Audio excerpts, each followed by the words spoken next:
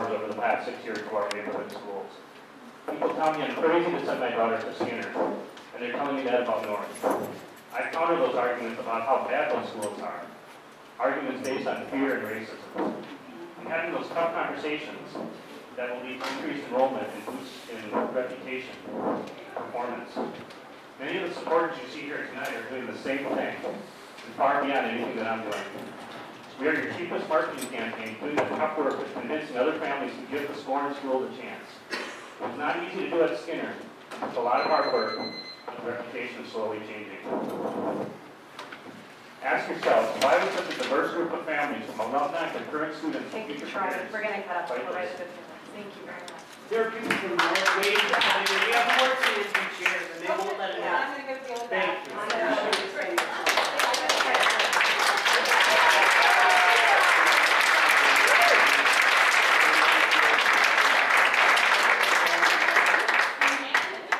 Very rude.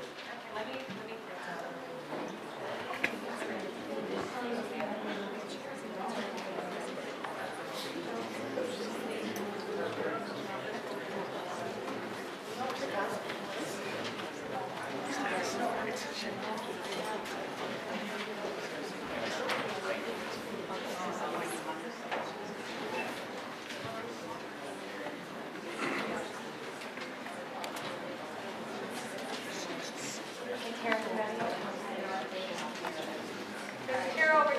This is great.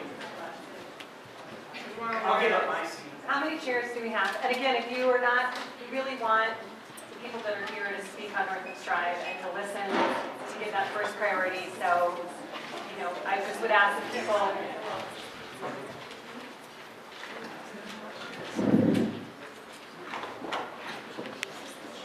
And there's a TV upstairs if you.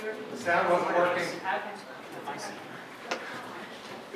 Thank you so much. All right. Are we all set? It seems like we have. Yeah. Sorry, Karen. Hi, one second. I'm fine. I just want to make sure. I'll just stand here. Thank you.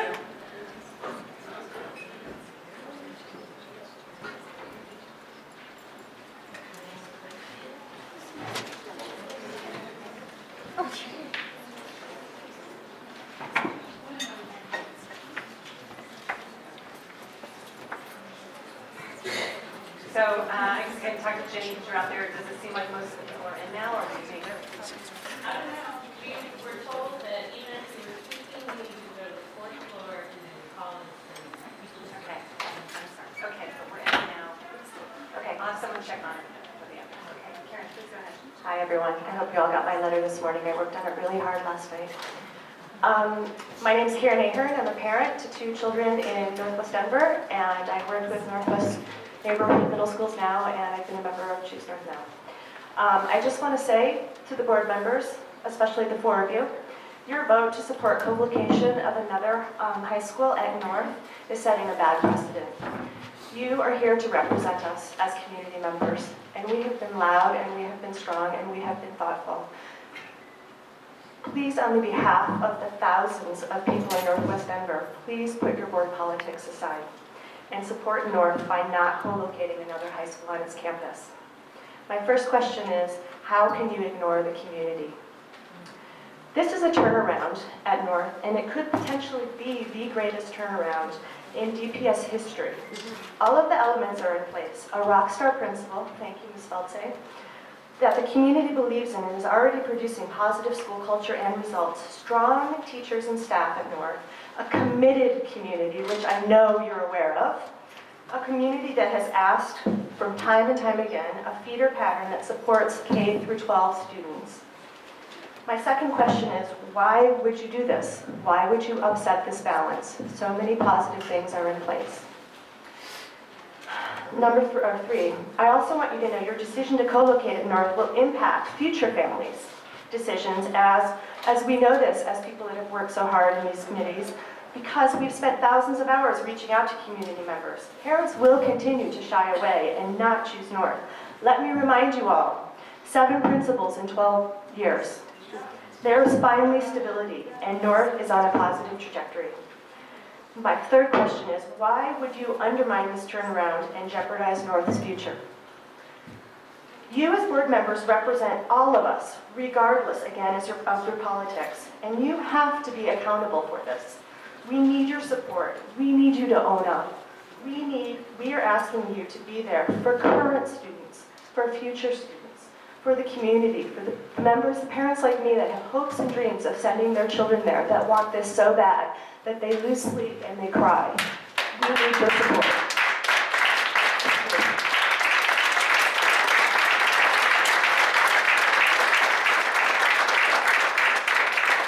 The next speaker is Tom Bergen.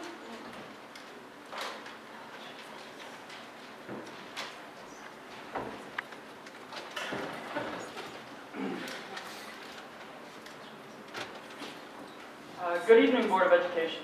My name is Tom Bergen. I'm a teacher at North High School. I'm the 10th grade teacher leader, an AP teacher, and I teach high growth students who beat district average scores on interim assessments and left the West Denver network in the dust. My previous job, my students had growth scores in the 80th percentile. I was the department chair, the PLC and PLT leader, SIT member, IB teacher. I came to North last year to begin a turnaround process. I had signed a contract with Legacy High School, an exemplary school in Adams 12, but decided North High School was to be my home. I'm now a homeowner in North's boundaries, and my children will eventually attend North High School. I am committed to North. The staff of North share my sentiment. We are a highly skilled, innovative, and professional team. Some are former professors, like at the Colorado School of Mines, or teacher schools, TFA, or lawyers. If you think high growth scores this year were impressive, you should wait to see ours this year. Earlier this year, I managed to get into a fight with a bear 3 days before reporting for the start of school, breaking 3 bones and earning 10 stitches. It was the team at North that took care of me. It was the principal that brought me to the hospital.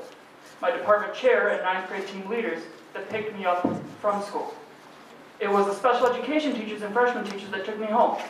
Junior teachers brought me over quasi-vegan meals, catering to my fickle diet. The students became classroom aides and paraeducators in my room. The strength of our team this year is beyond anything I've seen. As part of the interview committee, I'm also awed by the teachers we're bringing in now. I used to be the last person out the door at my old school, and now I'm early. They make me feel lazy. The work we have put in for turnaround is immense. Team North is and will make the school, we will make North the shining school on the hill.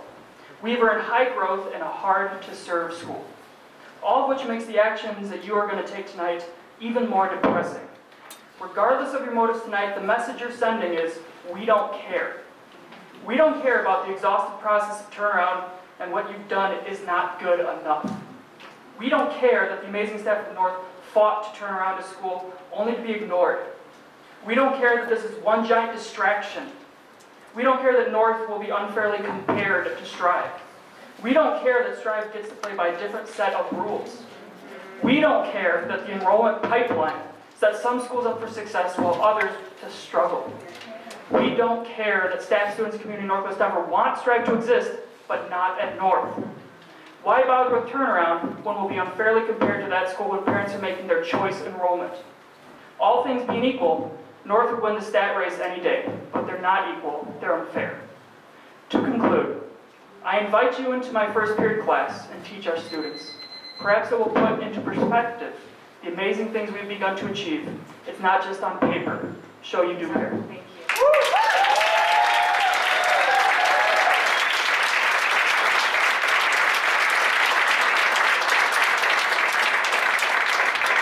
Our next speaker is Jenny Davy-Schlein.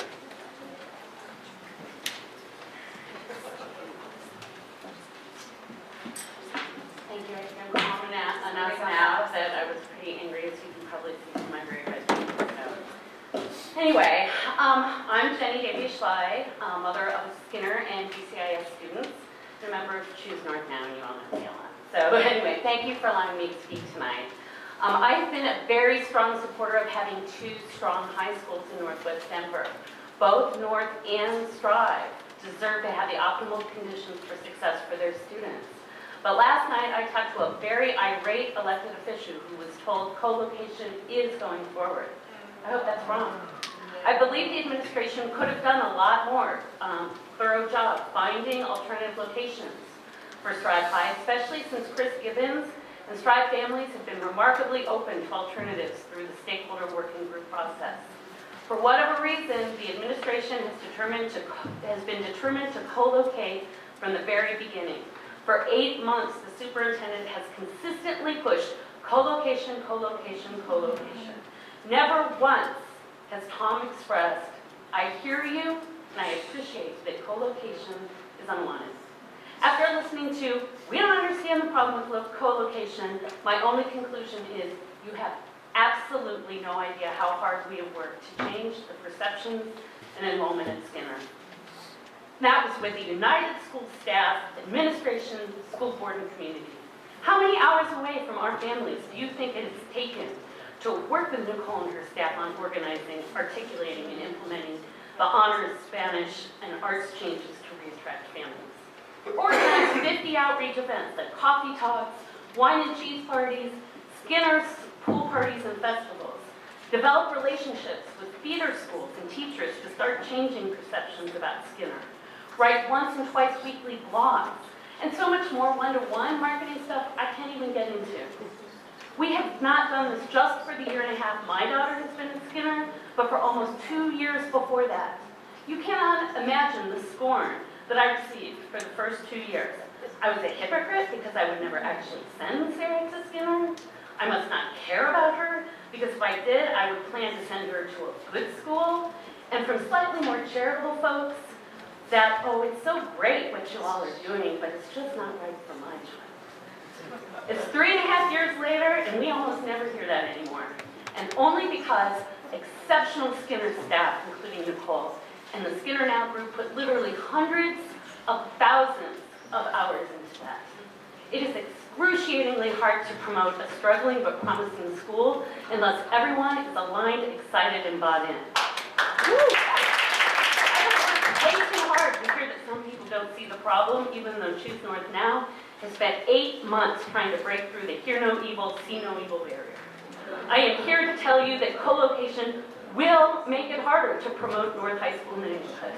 You know, I started this stuff with the first group who started Sandoval, I'm through Skinner, and now I don't have stamina anymore.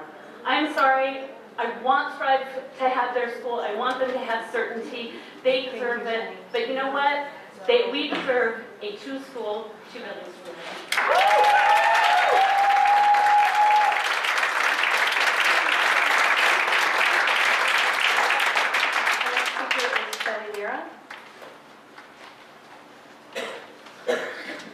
I apologize beforehand, I'm a terrible public speaker, I'm just an angry parent.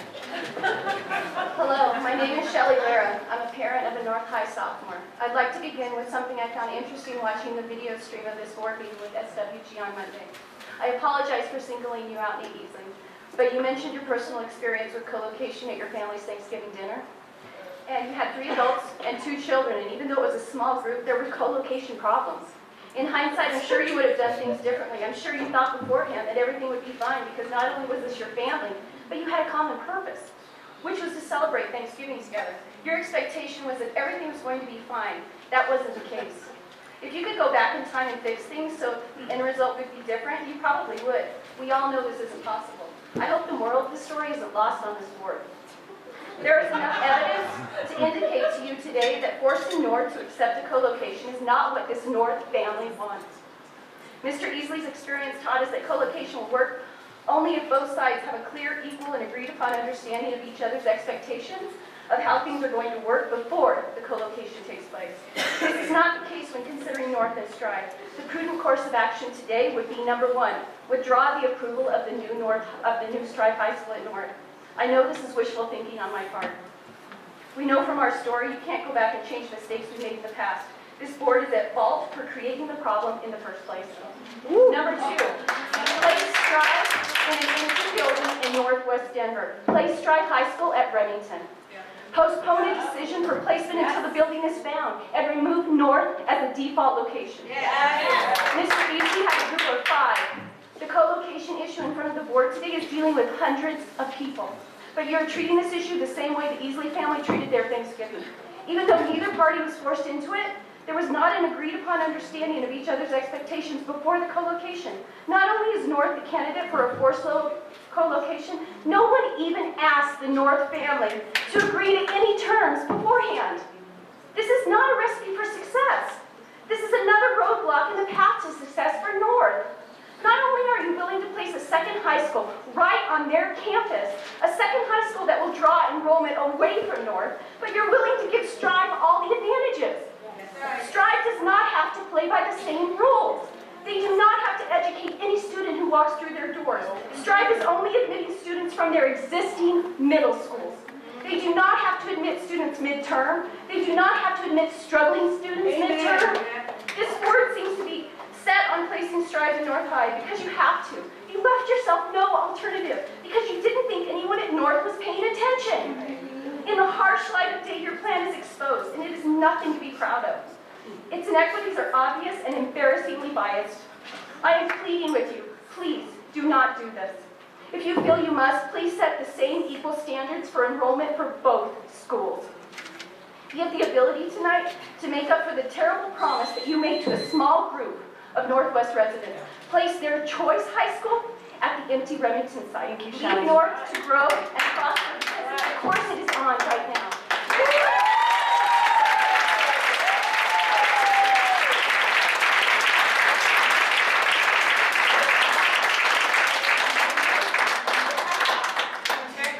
Our next speaker is Anita Welsh.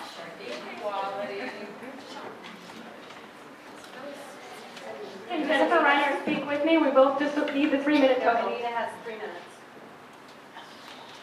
Jennifer and I were both at Montbello last year. She at Montbello High School, I was at Collegiate Prep Academy. We both firsthand experienced how co-location does not work and does not benefit students from any of the schools. When co-location happened at Montbello High School, we had no idea the impact it would have on our students and our ability to provide them with a quality education. The co-location had many challenges for the existing school Montbello and the 2 new schools, DCIS and CPA. As a result of the co-location, our students had limited access to both school resources and spaces within the school. Many of our teachers were in 2 or 3 rooms a day because space was limited. If labs are shared, the teacher who was in that lab full-time can't be in there anymore, so they were put out of space. There are many different things that must be present in a classroom to provide the kind of learning environment we want for our kids. But when a teacher has to set up 2 and 3 rooms a day, it is challenging to ensure that each room has their objectives on the board, everything listed, the components required, word walls, and everything that's on our LEAD framework required of us teachers. You can't do it when you're in multiple rooms a day. There was a direct impact of the co-location that would have been prevented had there been no shared space. With 3 schools using common areas such as the library, cafeteria, and auditorium, there were logistical challenges which directly impacted student learning. Montbello students could not eat lunch till about 1 p.m. Because of the scheduling conflicts, 3 schools have 3 different lunches. This meant that students had about 5 hours of class before they had received lunch. By the 5th period, they were tired and hungry. Again, we were there and we experienced it ourselves. This isn't hypothetical. Conversely, the students at CPA had lunch at 10:20 and were in school till 4 without any further nutrition. Last period was a nightmare every day. Accessing the library was also very challenging. Since all of our schools went on different bell schedules, some classes would be using the library for academic purposes while other students were enjoying free periods, or we couldn't navigate the halls during passing periods. We were never to integrate. It made it challenging to lead a class and keep students focused because there were many other factors adding distractions. To maintain the separation of classes, CPA had to escort students to and from the library, ensuring that the time they went did not conflict with any other bell schedules from the other schools, and to make sure students did not disrupt other classes in session. Due to this logistical nightmare, the students had little to no access to the library. It was the same with the computer lab. There weren't enough domain names for all 3 schools in the first place, even if we had the computers. But we didn't have the technology required for a 21st century school. During lunch, we had to escort our students, and they had to be very quiet walking in the hallways because Montbello was in session. It limited students' ability to use the restroom, to get out any extra. Once in the cafeteria, they had to be monitored. They couldn't leave the cafeteria because other schools were in session. it limited the students' high school experience. A lot of students commented that they were more restricted in high school than they had been in middle school. Our students were contained in a small pod. CPA and DCIS each had a pod and contained. Thank you, Anita, thank you. Prison training.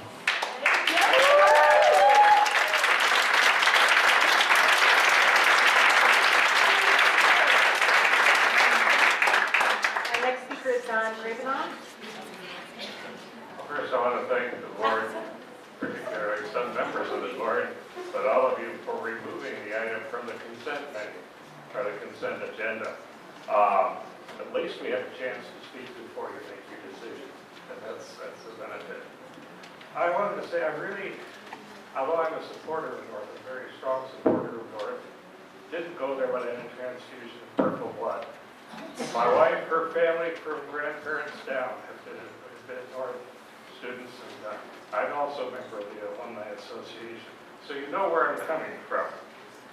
I'm not so concerned about what you are doing. I am concerned about it, but I'm more concerned about the process. I'm actually horrified at the process. What causes me to be horrified is that this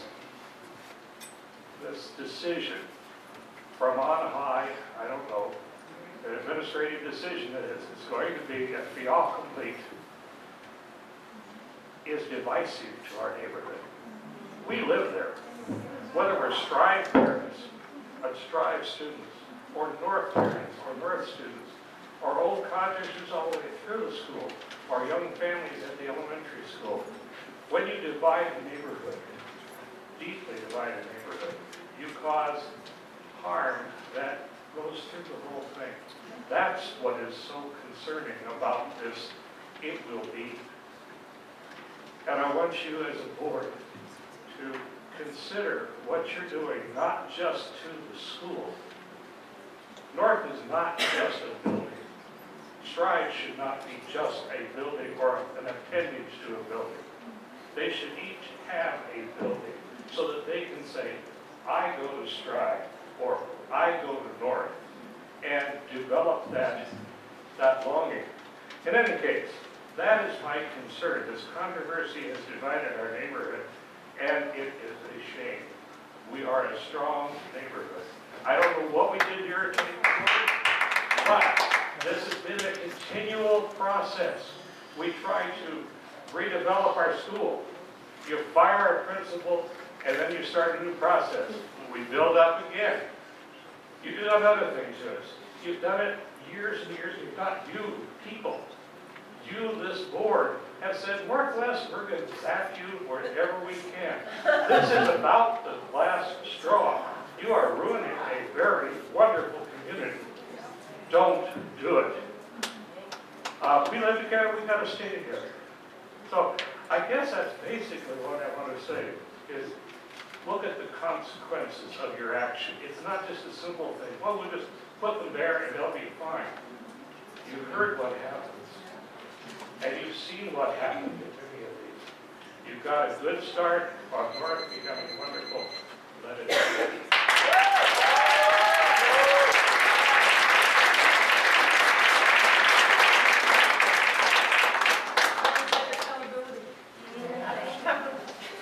David Diaz.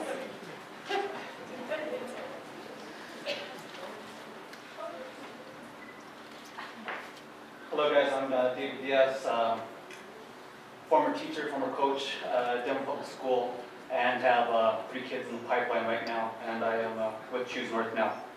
One of our colleagues can't be here today, so I'm going to read her the letter, which is something that Mary and I kind of spoke on yesterday when it came to power, privilege, and various pretty controversial topics yesterday. Despite all of our efforts and hundreds of hours we have collectively, in some cases individually spent, it has been made very clear that it is the will of Mr. Boasberg and certain members of this Board of Education that this co-location is going to happen regardless of what we as a community want for our neighborhood high school. The actions or non-actions, as it were, of DPS administration to properly and authentically engage our community, the single track and constant message from Mr. Boasberg that co-location works despite contrary evidence. And finally, Ann Rowe saying to Marlene De La Rosa yesterday that we have not made a convincing argument for why co-location is bad are just a few of the messages and actions that lead me to believe that this deal was made a long time ago and that we've just been wasting our time doing the work, and quite frankly, the administration, what the administration gets paid to do, and all for naught. Mr. Boasberg holds fast his belief that co-location can work and that we're merely afraid of what we do not understand. It makes me think about how the missionaries forced the Native Americans to cut their hair, stop speaking their native tongue, stop hunting and worshiping the land instead and worship Christ. It was for their own good to become civilized. But Mr. Boasberg, how do you know what is good for us? Since you are not from, nor do you live in our neighborhood. Also, I assure you, fear is not a factor, as many of us have lived in North Denver, when an impending co-location was not the scariest thing facing our neighborhood. North Denver is special and has a very rich history of activism and strength. And while so much of us have changed the neighborhoods, these constants will not change. We call it Northside Pride.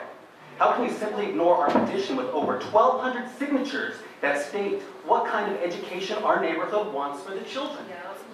You are blind to the unique beauty that North Denver's diversity, and you ignore what is best for our children. Northsiders stand together regardless of our race, social, economic status, and differences that divide some neighborhoods. We simply live together because we love our neighborhood and we have embraced its diversity. I don't know if you ever understand this because you are resolved to force this co-location as a one-size-fits-all solution for low-performing schools.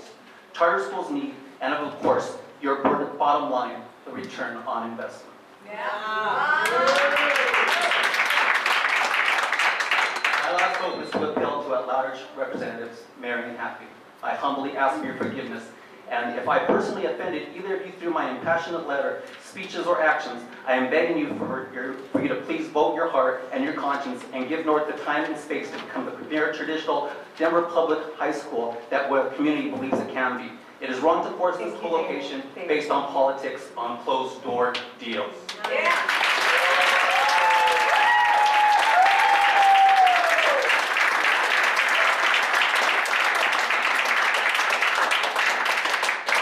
The next speaker is Zachary Rowe.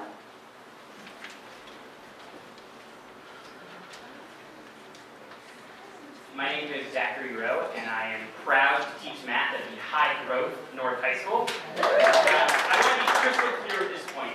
Regardless of what happens tonight, North High School will continue its turnaround, and 2 years from now, we will be amongst the highest performing schools in DPS. This whole process is the name calling and the hyperbole on both sides has drowned out legitimate concerns about co-location and equity. The 17 dozen reform organizations in Denver, 12 of which I'm a member, have been able to whittle a complex issue down to a binary relationship for kids and against kids. So while some of you may take solace in the fact that you're voting for kids tonight, you're not voting for all kids. Last week, I got a new student. I think she's my 6th new student this year, and I'll probably get 6 more before TCAP in March. You see, this kid's been bounced around from foster home to foster home, and in mid-November, she landed in Northwest Denver. Her caseworker enrolled her at North High School because we accept students when they need us, not when it's convenient and not when it fits our model for achievement. She qualifies for free and reduced lunch, but this doesn't begin to capture the challenges she brings. The team at North has devoted countless hours to kids like her because when students enroll at weird times, you know they face obstacles that you can't even begin to comprehend. But I'm a member of Team DPS. I proudly wear my Team DPS hat, and I passionately believe that all kids can achieve. I believe that you can measure that achievement, and I believe I should be held accountable to that achievement, regardless of where she attended middle school or what time of the year she enrolls. And I know that my fellow members of Team DPS share this belief. But this board has said that it's okay for certain schools to turn away certain kids. And to be clear, when you won't accept kids in November, you're turning away certain kids. And for every school that says, sorry, accepting you doesn't work with our model, another school, like North, must accept twice as many high mobility students. See, the real power of Skinner Middle School isn't the growth that they've made academically, it's that they've made this growth while still playing by the traditional rules. Skinner has just as many 8th graders as they had 6th graders, because if one student leaves, they enroll in nothing. Check the numbers on the other schools. So while this board may believe that these policies promote equity and achievement, I don't. And I also don't believe my colleagues at Strive or KIP or DSST think this is best for all kids either. So I challenge you to take a hard look at your enrollment policies. Tom, I know we talked about this, but how the rubber meets the road is very different than how the policies are written. Especially those of you who work at district schools, and ask yourself the question, I challenge you to maintain your outstanding achievement numbers while also working towards serving all kids. Thank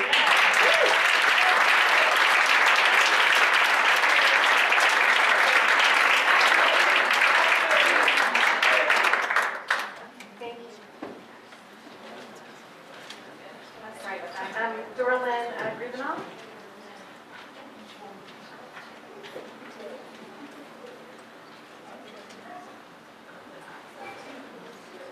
Hi, as you know me, I'm Dorothy Grubenow. I am Secretary of the Northside High School Alumni Association. I'm treasurer of the foundation, which has a bunch of money, and we give over 22 $1,000 scholarships every year. I'm going to read something that my good friend Gail Marcus wrote. She said, students need a sense of identity with their high school. By co-locating, that identity is lost and muffled, and she has in parentheses, happy understands that. I carry my identity with North with me and have been forever grateful to the school and how it has influenced me as who I am, a now retired 30-year high school teacher. North shaped so much of my life. High school students need to have their own school, and under the guidance of Principal Nicole, North students are making incredible improvements. Don't stifle that. And I'm going to add that Strive students need their own school. The decision of this board and the superintendent puts me in tears. You're not holding up to your shared core values. You're not listening to the community. We've been having community meetings for 5 or 6 years about North High School. I don't understand where the power play is and why elected officials of this board, some of whom are elected at large, will not listen to the Northside community.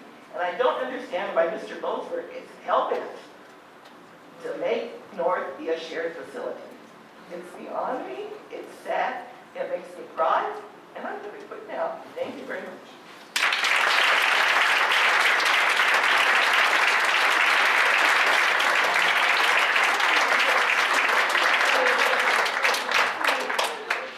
And then our last speaker on the facility placement of Strive Prep in this section, oh no, sorry, no, is Michael Kiley.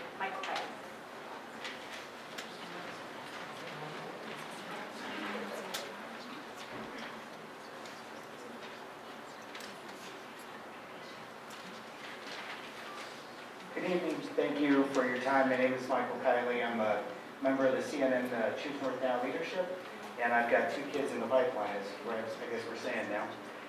So I'm going to make some comments here. I want to make it clear I support that Strive has every right to their own building, and I wish them well. So I really have a simple question tonight after all we've been through. Why do we have a Board of Education?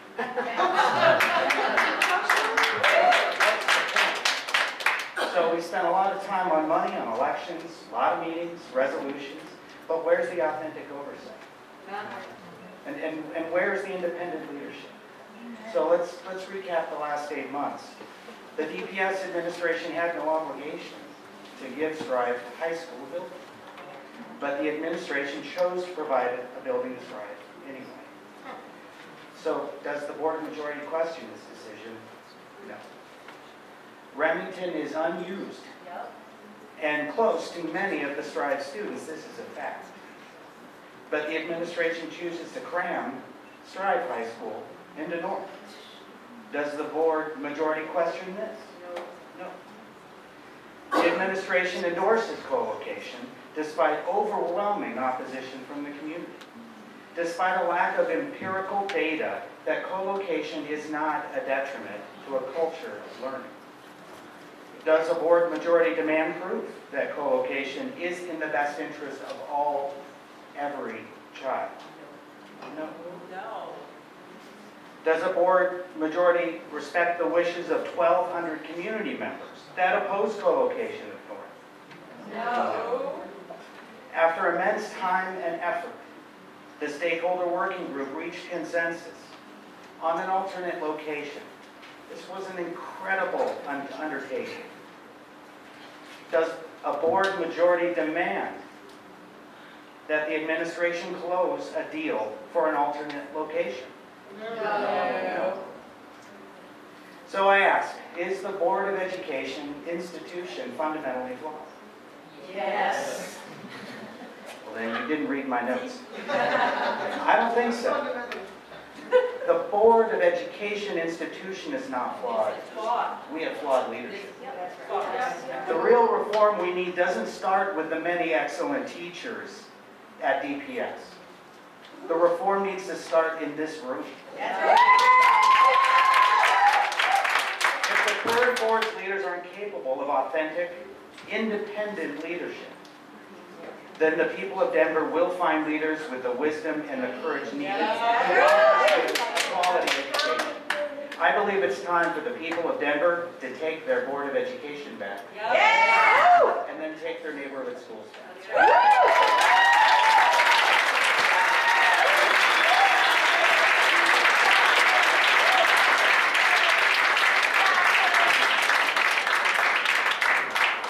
Okay, so we have about 40 Strive families that are waiting to come in here. And so I would ask, people from North and Spring North to give them the same chance that you have. And I really appreciate it and thank you for allowing us this chance to see it.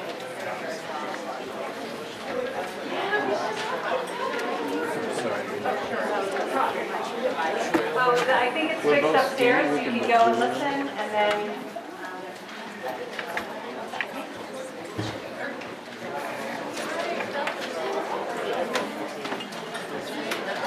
thank you so much for giving me the space.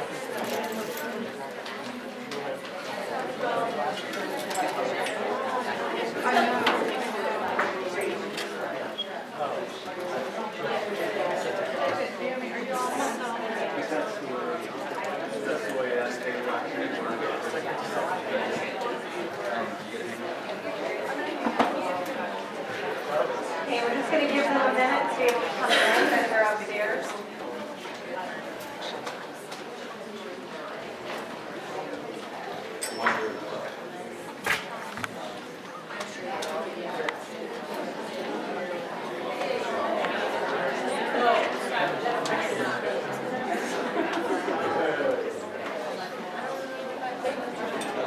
Please, again, we'll have enough seats, please, we don't. Tell me right now so I can regret it. Tell me.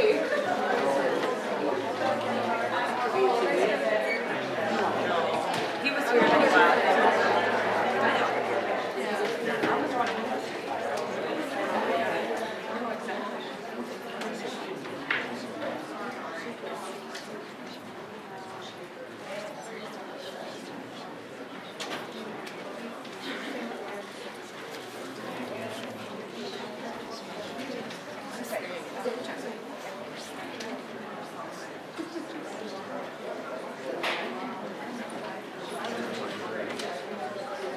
So again, there's not enough seats. It looks like if you were here before, I understand wanting to be in here, but this is about giving everyone a chance to be in here and be a part of this community. Please, you can watch on the fourth floor.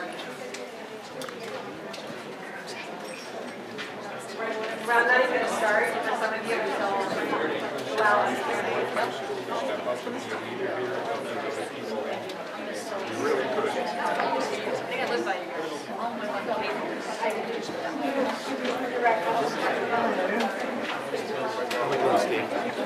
Perfect as always. Okay, so I'm gonna have my people go. Now it's wait for you, and you and I will go out. So how'd North do? Fine. It was passionate and well argued, and the rest. And the kids are more than welcome to come sit over here. All right, so just get it recorded.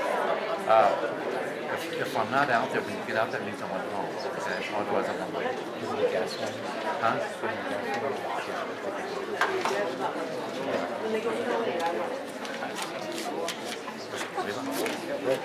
All right, not too long. We'll go ahead and get started. Our first speaker in this set is Banner Gold.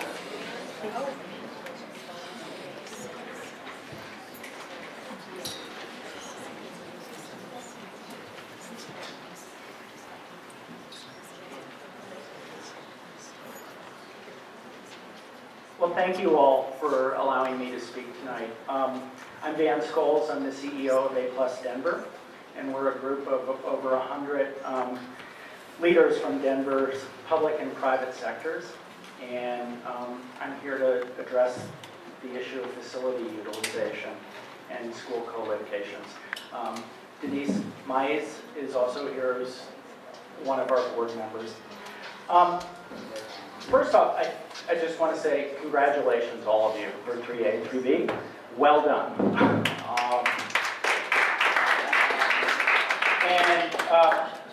I also want to give a shout out to Jeannie Kaplan. We at A+ were very impressed with her collaboration with other board members in regards to passage and working with the board on crafting the bond in such a way that you all could work together and also working on behalf of passing it. We think all of us benefit from passage of both the bond and the mill. As many of you know, and Andrea reminded you all and all of us of this on Monday night at the work session, that A+ was founded about 6 years ago because DPS found itself in crisis.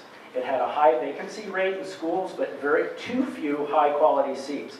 At the same time, DPS and ultimately taxpayers were putting huge bills to maintain half-empty buildings. Thankfully, a lot of that has changed now in terms of filled facilities. A+ called on the district and the community to think about classrooms as opportunity. There are places where we can and should have high-quality seats for every student to receive the best education possible. Taxpayers pay for these seats and put faith in the district to ensure that each is put to the best use for students, regardless of the school that controls them. The district's bound to provide taxpayers with both high-quality seats for their kids and an efficient system that puts dollars towards teachers, kids, and not wasted space.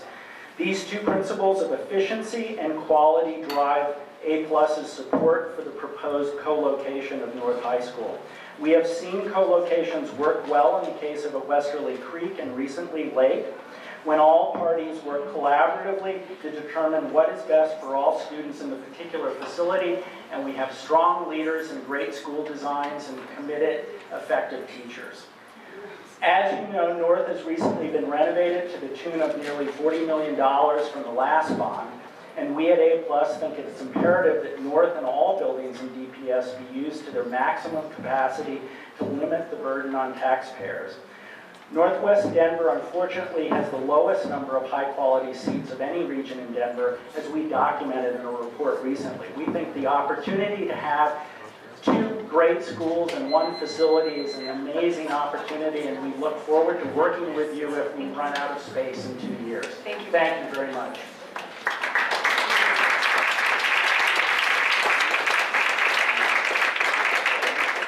The next speaker is Betsy Peterson.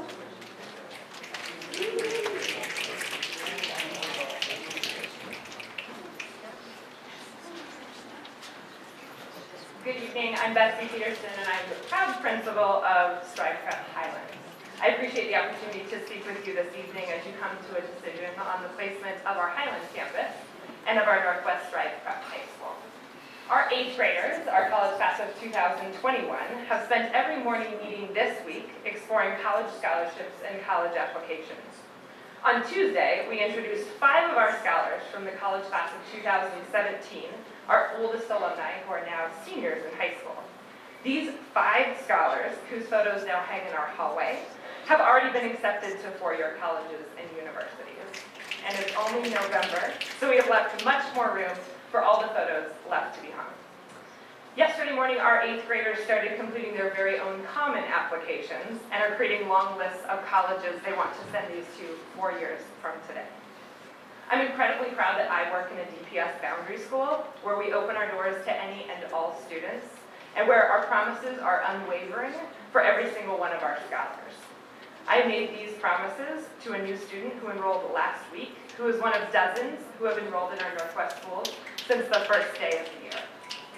One of the most important parts of my job is visiting the homes of our incoming students, where I sit in living rooms that are full of great hope, and I make big promises to families. I promise families their children will be safe, and their children will be graduates of 4-year colleges and universities, and this is the most important thing that I do, because a promise is a promise, and at Strive Prep, we're in the business of delivering on our promises. Part of our promise hinges on the fact that our Strive Prep High School bridges the 4-year gap between middle school and college. And for this reason, our families have been asking me about a high school location since the night our charter was approved in June. Our 8th graders need and deserve certainty, and we thank you for providing that tonight. The impact of this vote reaches far beyond our rising 9th graders, as it involves a potential move for our middle school. 4 days from today, when the enrollment period opens, we will go door to door in order to share the great power of school choice with our 5th grade families in our community. The certainty of location matters just as much for our middle school families. And after your vote tonight, the families of Northwest Denver will be able to make an informed decision about a middle school for their children, knowing the location of our Highlands campus. We've become the highest growth middle school in the city because we work tirelessly to deliver on our promises every day, and tomorrow is no exception. We need to get back to work, because 4 years from today, our college class of 2021 will be completing real college applications, real common applications, and we'll be printing their pictures to hang in our hallways as we celebrate the imminent college journey and the real life of opportunity those journeys will bring to every one of our scholars. Thank you for making this possible for our kids and for our families.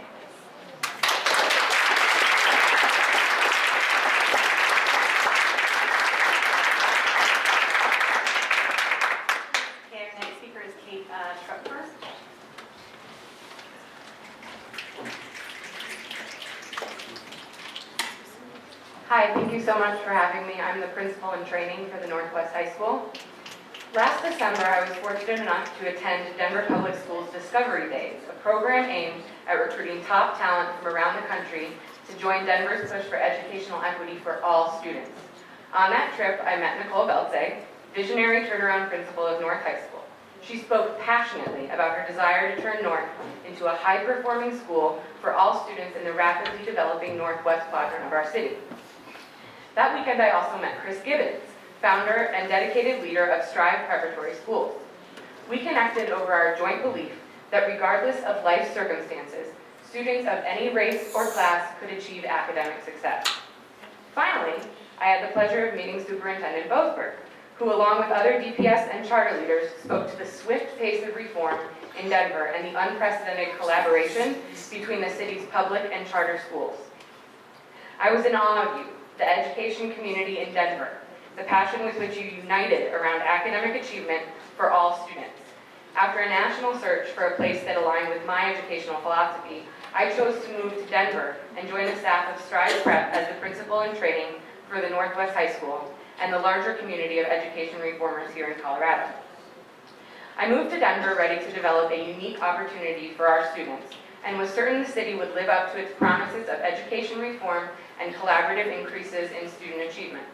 I have seen evidence of this reform and many talented educators creating opportunities for all of our students. I am so grateful to the stakeholder working group for their tireless effort over the last several months to find a solution that would be best for all parties.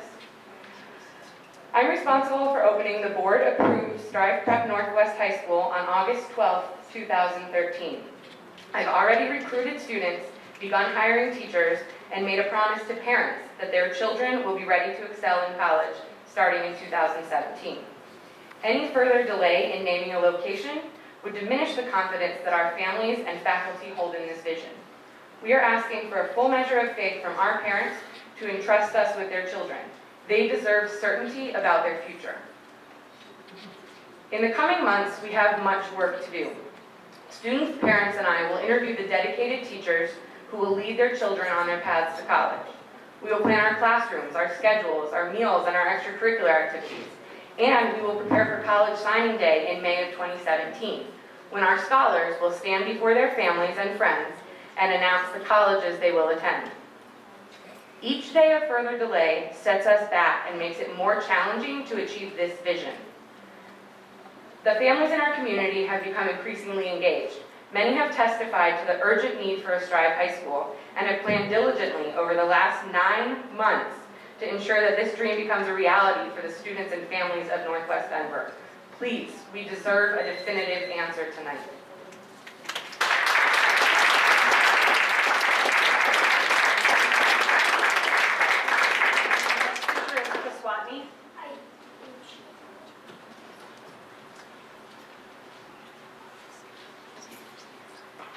My name is Chris Watney, and I serve on the Board of Directors of Strive Preparatory Schools. Excuse me. I'm here tonight representing the full board, many of whom are here tonight, and we appreciate the opportunity to say a few words about an issue on which we feel very strongly. Strive's mission is success for every student. This simple commitment drives the development of our schools and the staff's daily work. As you all know well, it is the board's responsibility to ensure the mission is being met and that conditions are in place for success.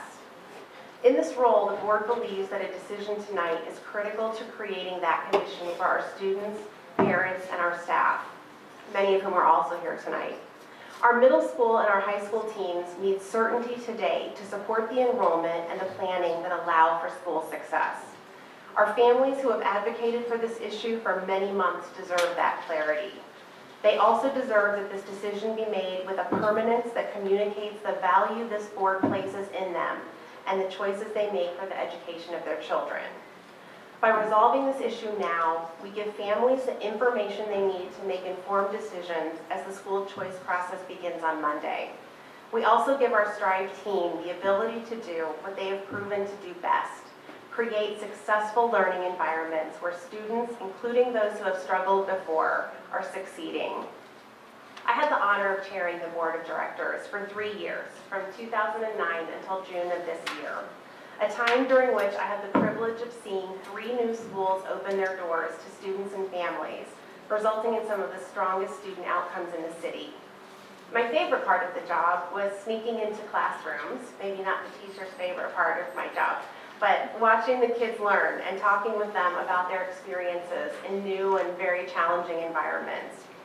My least favorite part of the job was turning away potential students because of lack of capacity in the program and talking with parents who were worried about where their child would go after middle school to build on the growth and really the blossoming they were seeing in their child.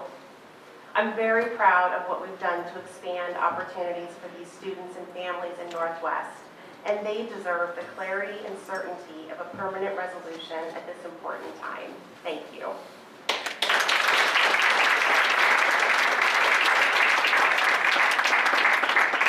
And our last speaker is Antonio.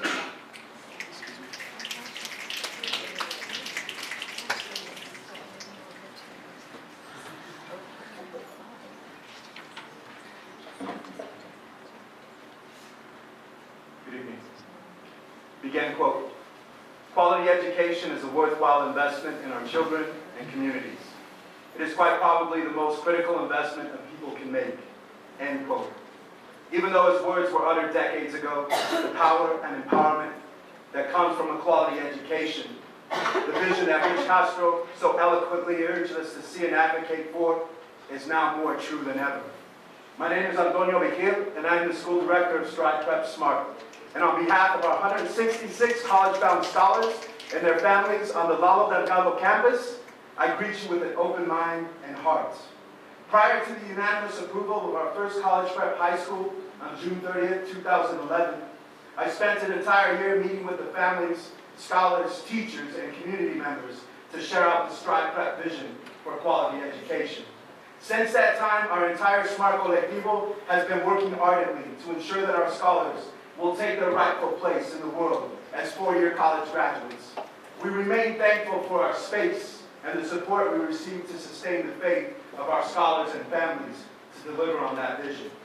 We opened our doors on August 13, 2012, and since that time, our Colectivo has delivered on ACT Explore testing, 2 6-week interim assessment periods, NWA MAP testing, an intensive academic intervention schedule, a college prep advisory framework, a day trip visit to the University of Wyoming with their first-generation students and Chicano and Chicana studies professors, attended our first out-of-state college fair at Kennedy High School, officially welcomed our first college recruiter to our campus from Carleton College, held 4 parent congreso meetings, 8 scholar congreso meetings, hosted a drama-free homecoming dance, offered a robust selection of athletic, artistic, and extracurricular after-school activities, met directly with 92% of our families during the week of parent-teacher conferences, sent home 4 academic progress reports, ran 8 Saturday schools for struggling scholars, and maintained a daily attendance for the past 13 weeks of 96.6%.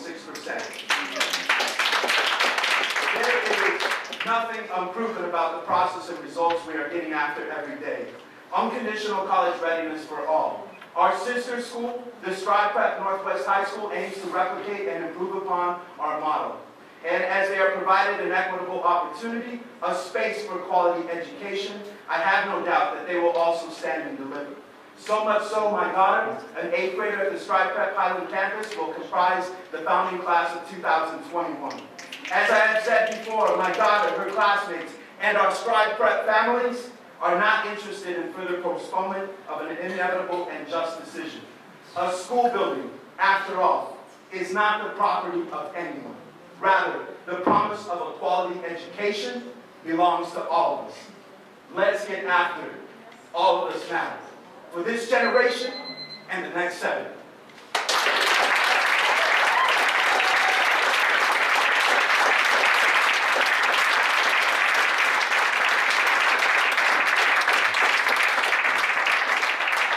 So this concludes public comment. So we now will go and go through different items. We have multiple items held. So we'll probably be a while before we get to the Strive High School facility. Well, we have like 3 or 4 ahead of it. So we'll just go and start that discussion. The first item held was item 5.01. I'd like to, come on, please, Mayor, to hold it.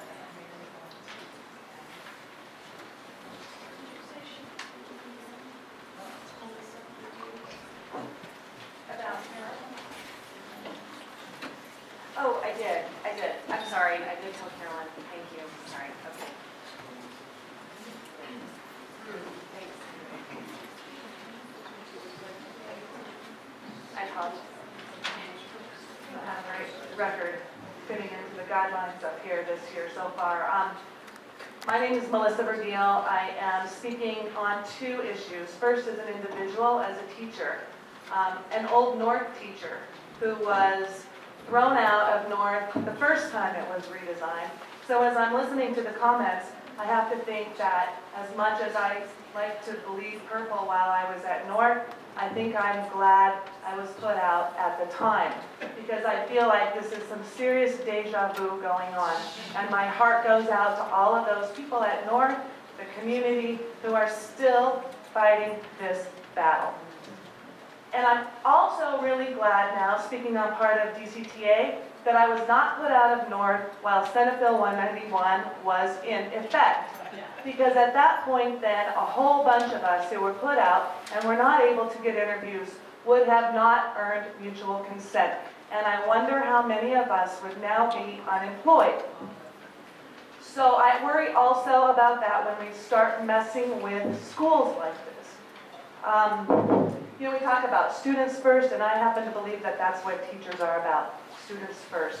I'm not sure why we continue to mess with this process and continue to add angst and fuel to the fire. But that's sort of a philosophical issue that I didn't really want to talk about. The thing about the 191 thing that really concerned me as I was listening to Martin Semple talk is that he was very willing to put forward his interpretation of the arbitrator's decisions on the issues that, in his mind, the arbitrator found favorably for DPS. When it came time to talk about the constitutionality of the practice of mutual consent, he clearly said that it was just the advisement of the arbitrator. This concerns me in a really big way because it seems if an arbitrator is saying that this is an unconstitutional practice, then we are not in compliance with the law. So I would really urge the board to talk about this in an honest and transparent way. We would love to bring Brad Bartels perhaps to give you our take on how this arbitration could be interpreted, to invite you to look at the paper that Carolyn distributed and say, what is at the meat of this arbitration? Maybe to read the full arbitration from the arbitrator. But I am really concerned that we think that, or at least it was inferred or implied to me that the constitutionality was not an issue. And I think it's a huge issue. And I suspect that the people who lost their jobs also think it's a huge issue. So thank you.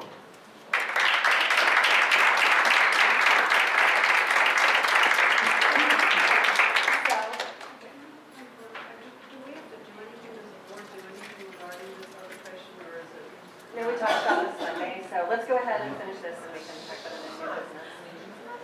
Okay. Well, the new business needs to be addressed just so we. Okay, we're gonna move forward, so yes, well, I don't know, let's just get through this. We've got some really big decisions, we have people waiting for us. So let's go ahead with item 5.01, which was held in the consent agenda, approval of sole source selection for EC Building in Kepner. Is there a motion for approval of 5.1? So moved. Is there a second? Discussion? Is there any comment? Thank you. The reason why I'm holding this proposed contract to offer a no-bid contract to a proposed architect for the ECE Center that's going to be built to dig up the Kepner soccer fields and possibly even the community gardens is because board policy is very, very clear that it's only under very, very special circumstances that we award no-bid contracts. And it seems in this case it hasn't been done. And so, we have very specific reasons why we would accept a no-bid contract. One of which, well, I still have had no rationale from the district as to really why this needs to be done. And I'm left, and I hope that I'm wrong, but I'm left with the impression that perhaps this needs to be ramrodded because we really haven't done the work of community engagement in Southwest Denver to really understand what their lives are like and whether or not one single ECE center would actually work or whether there might be other alternatives. And possibly even a political nature as well. So I just really don't want to persist in this thinking. And so I'd like to present a motion for this particular item on the agenda, and that would be to table this contract until such time as we have done a proper review and a proper process of making an open bidding so that we can avoid any kind of inferences of impropriety or maybe cronyism or anything of that nature. There's a motion to table item 5.01. Is there a second? Is there any discussion on tabling this? Okay, seeing as there is none, we'll do a roll call vote on the motion to table. Ms. Lambelat? Dr. Easley? No. Ms. Haynes? No. Mr. Jimenez? Aye. Ms. Kaplan? Aye. Ms. Merida? Aye. Ms. Rowe? No. Ms. Sewell? No. Okay, so the motion to table fails, so now we're back to the original motion. Seeing as there's no more comments, we'll go ahead with roll call vote. Ms. Lambelat? Dr. Easley? Aye. Ms. Haynes? Aye. Mr. Jimenez? No. Ms. Kaplan? No. Ms. Merida? No. Ms. Rowe? Aye. Ms. Sewell? Aye. Motion carries. Okay. Okay, moving on to item 8.01, approval of whole innovation renewal. Is there a motion to approve? So moved. Is there a second? Second. Okay, discussion? Is there any help us? I just wanted to get some clarification and then probably discuss a little bit. So the district's recommendation is that we approve for a 3-year period. Is that correct? That is correct. Okay. I'm encouraged by what I see at Cole and their attention to English learners. I can see that things are moving on the right trajectory. This feels like it's still a work in progress, and I would want them to move along the trajectory where they can spend some more time in perfecting what they're doing, especially with the resources that we at the district can provide. Since we got a presentation from our folks that oversee ELA, that this is something that's going to be, supportive English learners is going to be something that's burned into the culture here at DPS. So I would like to make a motion that this resolution be amended so that the approval period is not 3 years, but rather that it is 1 year, and then we revisit. Okay, so there is a motion from Ms. Merida to change the length of time for the renewal from 3 years to 1 year. Is there a second? Okay, seeing as there's not a second, it fails. Is there any more discussion on the original item 8.01? Okay, seeing as there's none, Ms. Langlois? Dr. Easley? Aye. Ms. Haynes? Aye. Mr. Jimenez? Aye. Ms. Kaplan? Aye. Ms. Merida? No. Ms. Rowe? Aye. Ms. Sewell? Aye, and I apologize, I did not let Ms. Kaplan speak and her button's not working. Okay. Can you, Ms. Sewell, just for process clarification, the statute requires 3-year terms of all innovation contracts, both upon initial contract and renewal. I'm glad you put the right. Thank you. Okay, so the next item is 8.02, approval of Cesar Chavez charter renewal. Is there a motion to approve? So moved. Is there a second? Second. Discussion, Ms. Kaplan, will you help us? So I help this for a couple of reasons. The first being its performance on the STF. And I'm very concerned that academically it is not performing in a manner that we would expect our charter schools to be performing. And so that's the real reason. I also help it because I believe the representative from that district wanted other things to say and he wasn't here. And so I will, and if no one else has any, I will see my time to later. Okay, you know, yeah, you know. So, But I'm concerned about the academic performance of the school. Mr. Jimenez. Thank you, Madam President. My understanding is that the Cesar Chavez Academy has not met the conditions of the 1-year probation that the school board prescribed to the school last year. I'm unclear as to why we're offering them a 2-year additional renewal when they haven't met those standards. I think it's incumbent upon this board to show the public that you are willing to take action against charter schools and not give them preference. I do not know why the district has not engaged Cesar Chavez Academy in discussions about them moving from a K-8 to a K-5 to better utilize their resources. It just does not make any sense that they would be allowed to continue in the same fashion. In the past, this board has shown some willingness to hold accountable charter schools. I hope the new board members now can take that leadership and show the public that we do not give preference to charters, particularly those that don't fulfill the probationary standards. And I would move that we not approve the charter for Cesar Chavez Academy. And that's my motion. So Mr. Jimenez has made a motion that, oh. Right, okay. And Ms. Kaplan. So I had another point that I believe we had asked for a budget from the Cesar Chavez application, and I have not seen that budget because I have heard that there are some financial issues. I'm just assuming it was in the proposal, is that right? So all schools, including charter schools, submit budgets annually. It is not a component of their renewal cycle because we're not yet in budget season for next year. I thought they had to. There was, as part of the renewal process, there was an analysis of their financial conditions, and that was part of the document given to you that we discussed in the morning. And those are based, Jeannie, just so you know, on previous audits of their financial performance, not their current year. I thought we had talked about getting that because there was some question about the viability of them financially at this point, quite frankly. So is there anything I can look at going forward? Yeah, and you'll also note in the memo and the proposed resolution, there is language around concern around financial health and the current expense of their building. The challenge is until we have budgets for next year and a secure facility plan for the school, we don't have enough information to weigh in one way or the other. And so the memo gives you the opportunity to review that again upon contract period, which is in 90 days from now. Okay, thank you. Mr. Jimenez.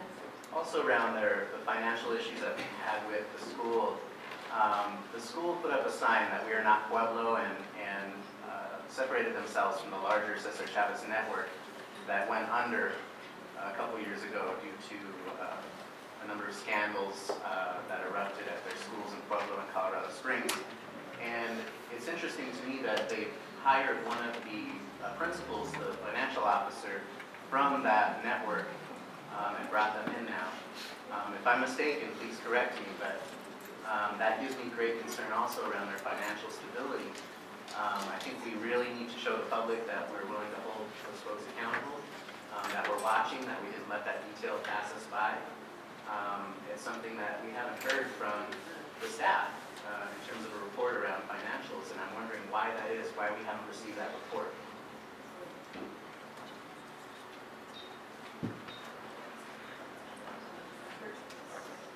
Sure. And you did receive a report of our analysis of the financials. But nothing around the concerns of personnel and issues from the prior Cesar Chavez network. I mean, I didn't see anything around that.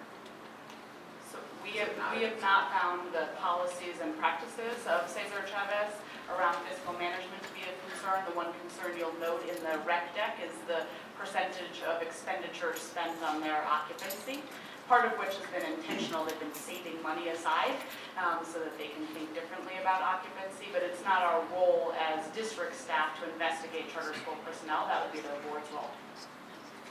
Okay, Ms. Haynes? Yes, thank you, Madam President. My colleague, Mr. Jimenez, has raised an issue about holding charter schools accountable for performance, and I'm clearly one who believes that, and I think this district has demonstrated very clearly in the past that charter schools that don't meet the accountability measures will be closed and held accountable. I would point out a couple of things here in the recommendation, and the reason why I will support the recommendation going forward.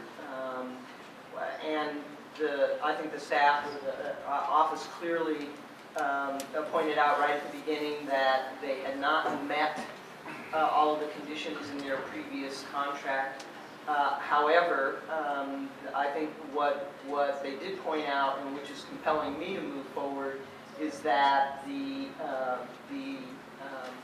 significant improvement that has occurred in the last school year warrants an opportunity to move forward. In the previous situations where we have made a different decision about a charter school or closed them was when the numbers or the direction was continuously going down and was still going down.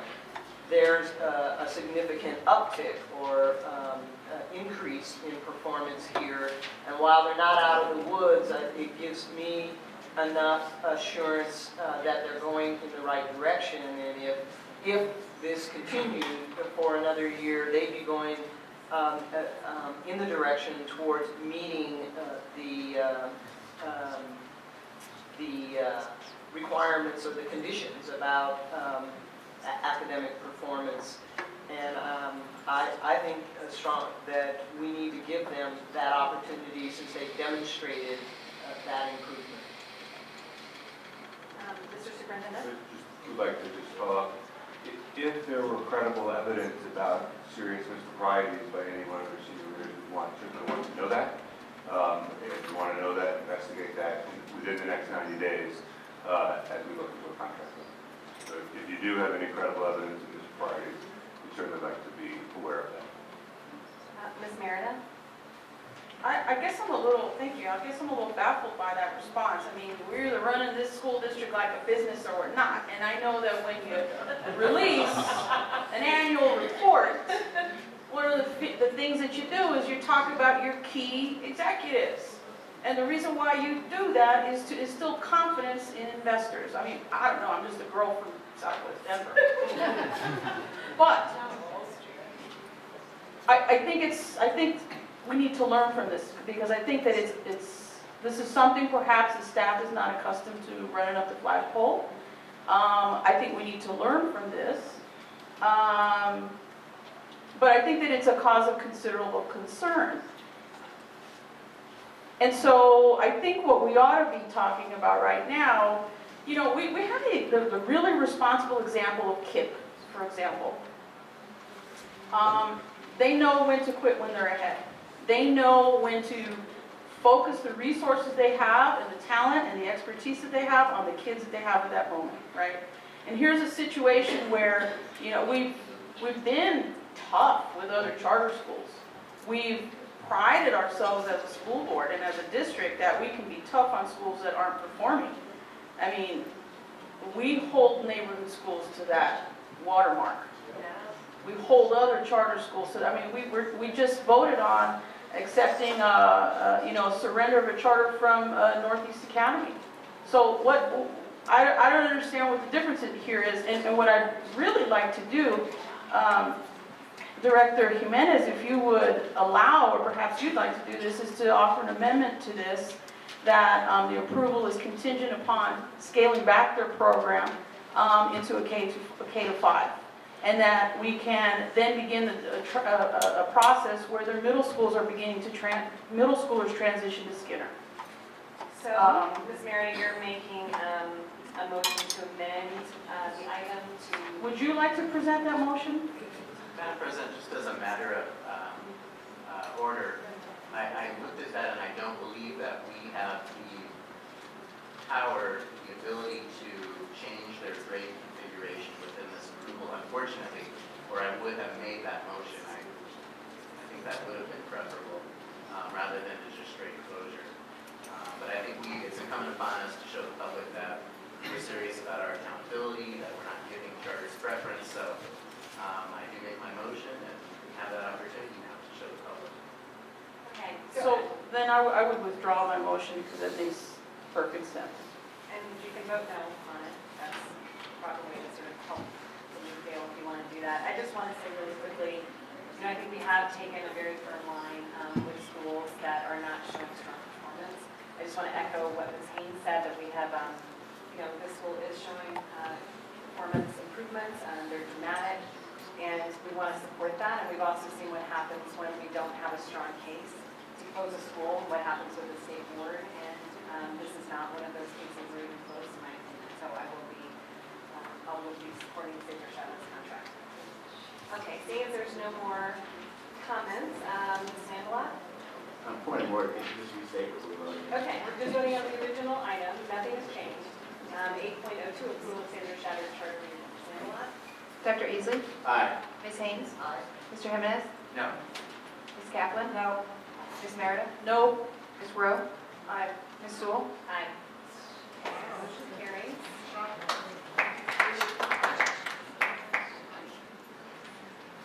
So congratulations, Safer Shadows. And I didn't recognize before we had some other charters on the consent agenda that had their contracts that were not held. And so, if they're here or at home, we just also want to say congratulations. Do you want to call them out? Well, okay, we'll do it. Okay, next one is 8.17, I believe. Approval of Strive High School facility placement. Is there a motion to approve? Can you turn it up, please? Turn up. Is there a second? Second. Okay, discussion? So, I know this. Okay. So I would like to introduce an amendment to this motion, please. And the amendment would read as such. Whereas North Denver deserves strong high school options where all students can succeed academically and socially, whereas all schools should serve students from diverse ethnic and socioeconomic backgrounds reflecting the unique composition of North Denver. So how about, is this a whole new resolution or an amendment? It's an amendment. So where's the new language? So here's the new language. I didn't know I needed this. I'm happy that. I'm sorry. No, that's fine. I didn't know what the protocol was. So the amendment would read as follows. Strive High School can be co-located for 2 years until DPS can find another structure for Strive High School, or Strive High School is located permanently at Remington School. The choice is up to Strive High School. Number 2, if Strive goes to North for 2 years, the athletic facilities and other shared space will A, require Strive to participate in North's activities, or Strive will have to reserve space like all other community organizations. 3, if Strive goes to North, they may not use the cafeteria for those 2 years, just as Strive Highlands currently does not. Number 4, following the stakeholder working group recommendations, DPS will develop a feeder pattern for the Northwest sector within 6 months from now. If Strive Highlands moves to Remington, there will be a domino effect on Trey Vista and Skinner, and it is incumbent upon this district to address those issues before we make a decision. Second. Okay, so discussion? So I'm happy to start if you want. I mean, I'm not sure where the right place is. This is, You're speaking to your amendment? yeah, I mean, I can speak to anything because it's all related. Please speak to this, because we're going to come back to the main issue, so I would say this is your time to, your colleagues to. Okay. So I have a lot of things to say because this is a very obviously contentious and difficult decision. I think we all have agreed that we do want both schools to succeed. The question is, what is the best path forward? I've thought about this so long, and one of the things that came to my mind was just because you can do something doesn't mean that you should do it. I'm very concerned about the long-term effects. You've heard it all from various community members. I'm not sure I need to reiterate all of it. But a couple things really struck me, and one of them was somebody else earlier quoted Abraham Lincoln. I too went to the movie this weekend and thought it was pretty wonderful. And one of the most striking parts of it, of course, is the collaboration and how Abraham Lincoln actually figured out how to work together. In the past, particularly this week, I have to say that there have been community members who have worked tirelessly to try and get a solution where there are winners across the district. I personally have gone to buildings to look. I have reached out to Mr. Chris Gibbons, and we had a conversation trying to figure out if there was a way forward. Mary and I worked tirelessly. I've worked with other state senators trying to figure out a way that will solve this problem without a division. And my amendments are what I think actually would be in the best interest of the whole entire Northwest community. When I heard Van Scholes talking about A+ and the 100 people who belong to A+, I also had thought about it's the 1% deciding for the 99%. I understand that A+ and other groups in the city are for this particular co-location. I would challenge a lot of them to send their children to that school then, if that's it. It's not that it, and you've heard me say that I think co-location can work, but it has to be under incredibly different circumstances from what this co-location has evolved. So I will just say that I have lots of other things that I could say. I don't think you need to hear all of them. One of the things, though, that I will say is that all of the stakeholder working group options, everyone had the right to say no. Strive has had a line in the sand, Strive High School, that said, we're not going to Remington. North High School has not been afforded that same opportunity. And so it seems if you're talking about equity and equality you need to make sure that both sides of the equation, both sides of the scale are operating on the same rules. I think that we can find a solution. I think it is incumbent upon us as elected officials to find a solution, quite frankly. This is on us. I mean, as people said, this is our decision. We need to be leaders of this community. We need to listen to the people. We need to listen to the 1,200 people who have signed petitions. And none of them thinks that Strive High School shouldn't be a part of the Northwest community. That is absolutely not the conversation. The conversation is how to really nurture all of the kids and all of the family and all of the communities. We keep talking about this is all about the kids, but I actually think this particular situation has devolved into an adult ego thing. And I really hope that we can all put away our egos and do what is the right thing for our children. That's what I have to say.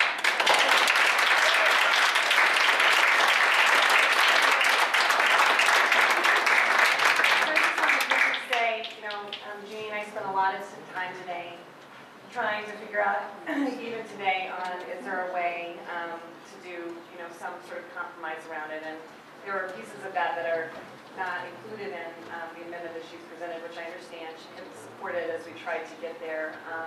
That would, maybe make this better going forward. So I just want to recognize, first appreciate your working with me today and others in trying to make it work. And I'm going to speak more to the overall decision, but I wanted to at least comment on the amendment. So right now we're talking about the amendment Ms. Kaplan has proposed and that Mr. Jimenez seconded. Ms. Meredith? Thank you. Do you want me to read it again? Would you mind? There were several. No, I actually wrote it down. This is down my iPad. This is like amazing, but I actually figured out how to do it. Is that okay, Ms. Meredith? Not at all. Okay. Strive High School can be co-located for 2 years until DPS can find another structure for Strive High School. Or Strive High School is located permanently at Remington School. The choice is up to Strive. Number 2, if Strive goes to North for 2 years, the athletic facilities and other shared space will A, require Strive to participate in North's activities, or Strive will have to reserve space like other community organizations. 3, if Strive goes to North, they may not use the cafeteria for those 2 years, just as Strive Highlands currently does not. Number 4, following the stakeholder working group recommendation, DPS will develop a feeder pattern for the Northwest sector within 6 months from now. If Strive Highlands moves to Remington, there will be a domino effect on Trade Vista and Skinner, and it is incumbent upon the district to address those issues before a decision is made. Ms. Meredith? Thank you. I'd like to make a couple of remarks starting out to the parents of Strive. First of all, I want to commend you for standing up and being on the side of your students and for being conscientious about what is appropriate for your kids. I know that you're making the decision to follow through with Strive because you believe that it's a strong program, and you absolutely want what's best for your kids.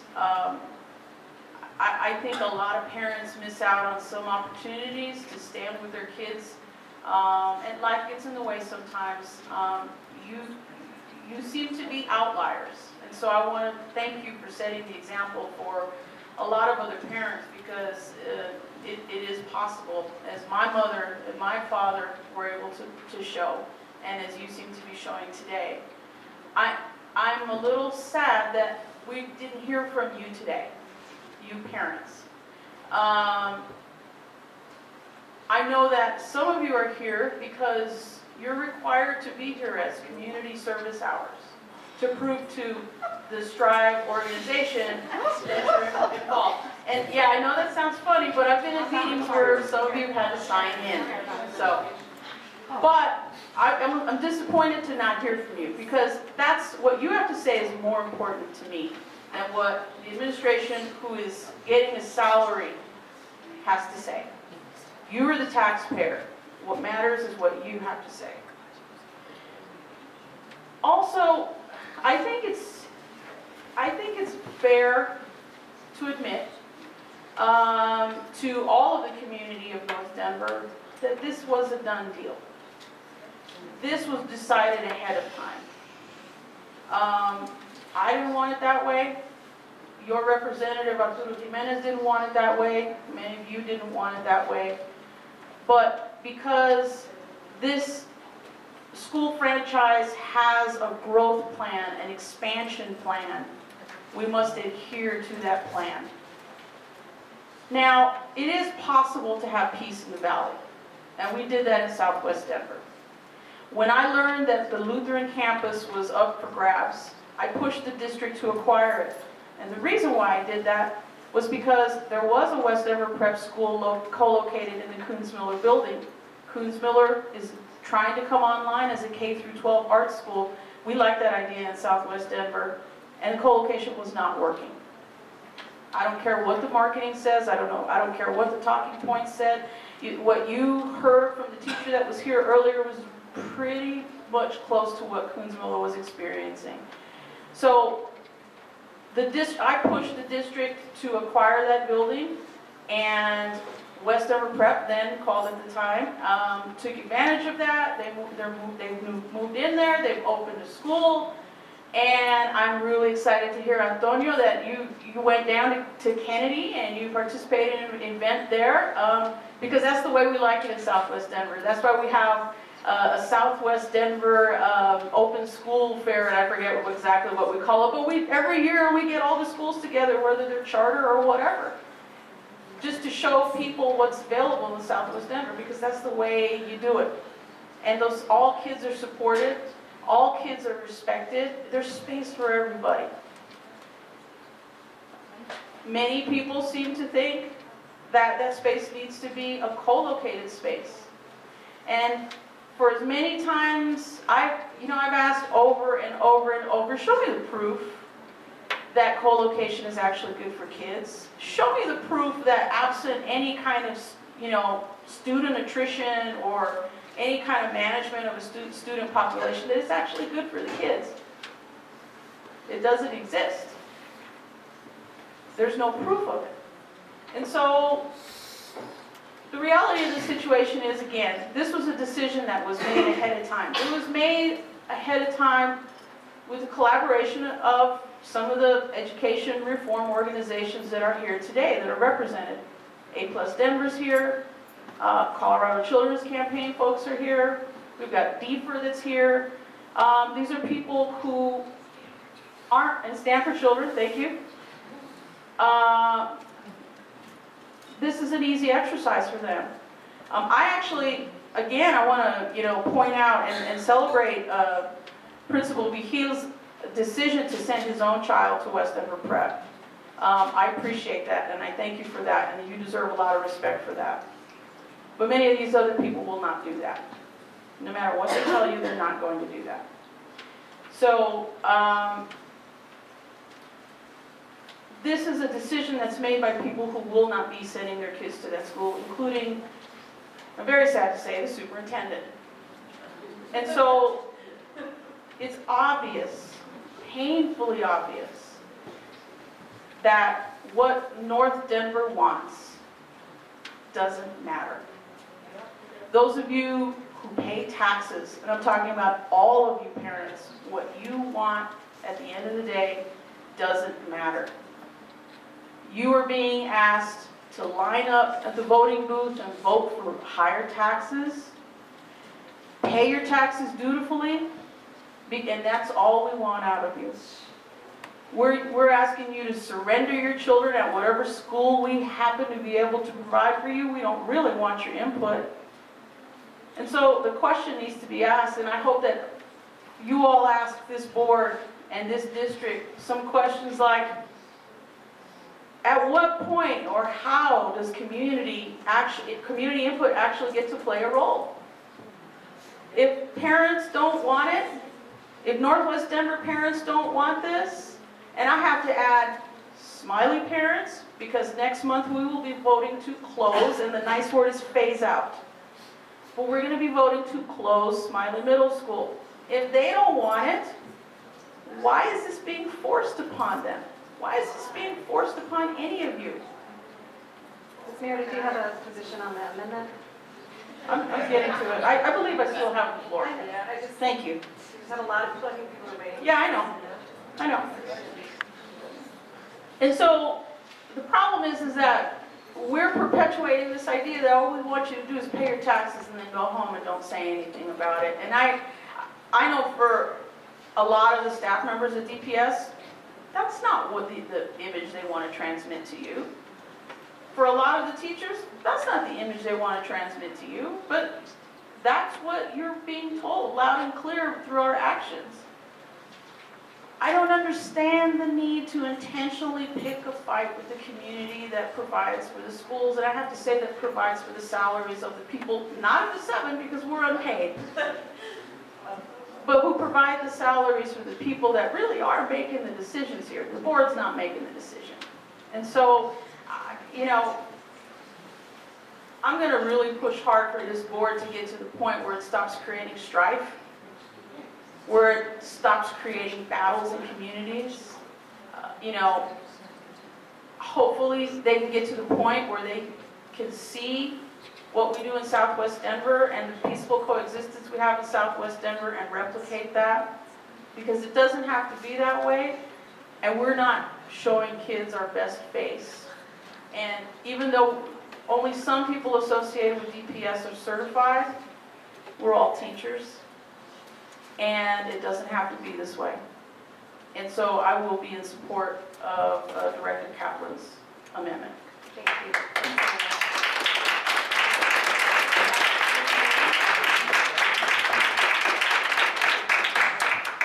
Thank you, Madam President. I'll be brief, and thank you, my colleague, Ms. Kaplan.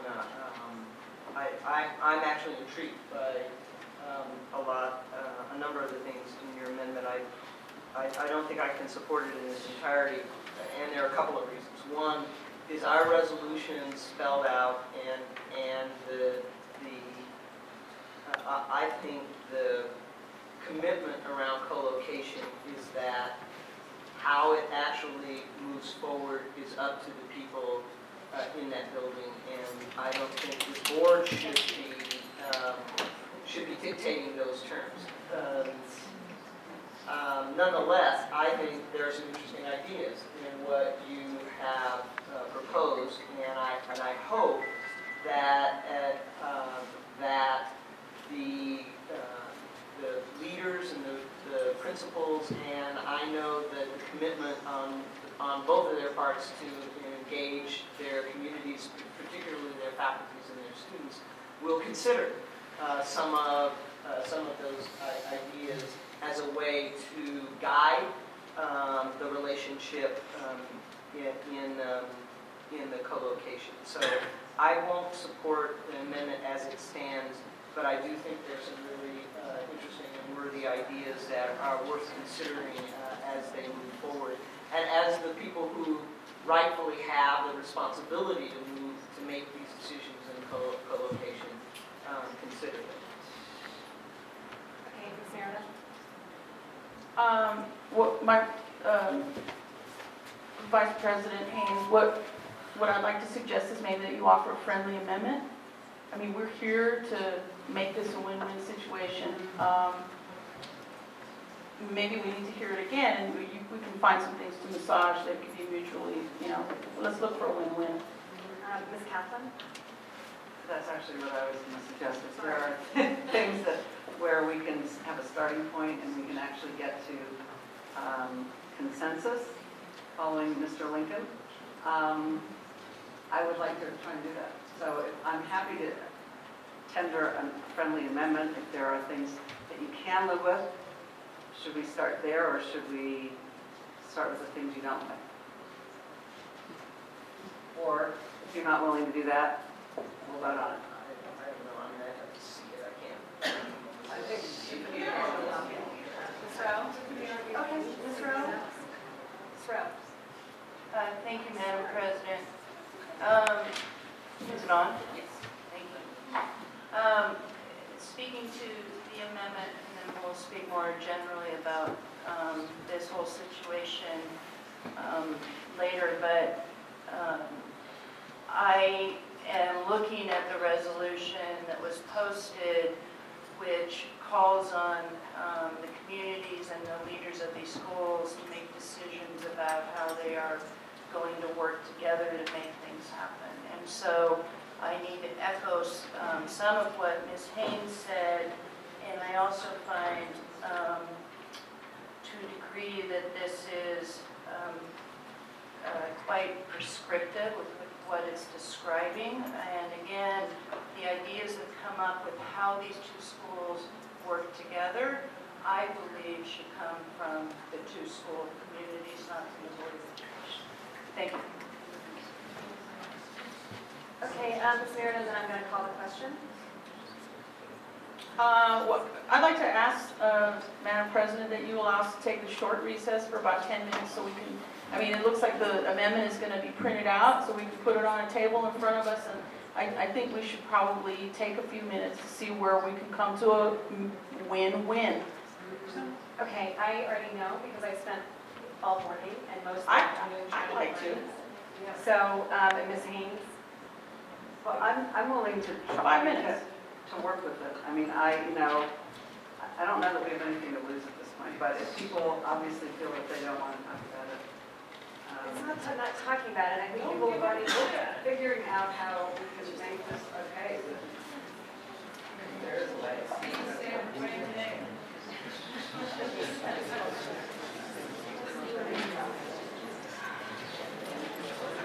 Okay, so the way we're going to decide this is if you vote yes on the amendment, you can read it, and then someone can propose another amendment if there's something that they want on it. So seeing as that, you've read this twice, you have it in front of you, I'm going to go ahead and call the question like I said I was going to vote on June's amendment to the original resolution that would replace, which section, Jeannie? Everything basically from the first two whereases. Okay, so roll call. So talk about not being prescriptive. Well, and I will interject then, because what makes it so prescriptive is that we worked with the community over a 3-week period to get to this. Okay, that's right, but that's why it's still there, because we're honoring that process before. Ms. Lamblot? Dr. Easley? No. Ms. Haynes? No. Mr. Jimenez? Aye. Ms. Kaplan? Aye. Ms. Meredith? Wait, I have a friendly amendment. We're going to call the question, please go. Yes. Ms. Roach? No. Ms. Sewell? No, so the amendment fails. So now we're back to the original motion about the placement of stress. So are there comments on this? Ms. Kaplan, I can't see your light, but I saw you move, so I'm going to assume. I have lots more to say, unfortunately, but because what I didn't talk about was the attempt at a compromise and the thanks to the stakeholder working group. I'm not going to prolong that because we've already talked about it, but I'm going to remind us all in a hope of once again finding a winning solution that the stakeholder working group came out with basically 5 recommendations for this board, and this was in whenever you made your first one, August or sometime, I don't know, June, sometime, September. And yeah, the first thing was that they charged the board with making a good decision. Number 1 was the importance of a good decision. Number 2 was to challenge this district to come forward with the Northwest feeder plan. Number 3 was to find a solution that was the least disruptive in terms of children. Number 4 was to engage all of the communities that were affected by this decision. And number 5, the thing that kept them at the table and the thing that I believe kept them going for round 2 was they really didn't believe the default resolution was the way to go. So I'm reminding my colleagues of those 5 things. The other thing I would like to say fairly quickly is that this board has a policy around co-locations. And while it lists about 9 or 10 items, I'm just going to read the most important ones to me. And when we do a co-location, the district shall assess facility use on an ongoing basis and assign schools to shared campuses after carefully analyzing the following: community views, preferences of the new and existing schools, compatibility between the new and existing schools, and and geographic feeder pattern.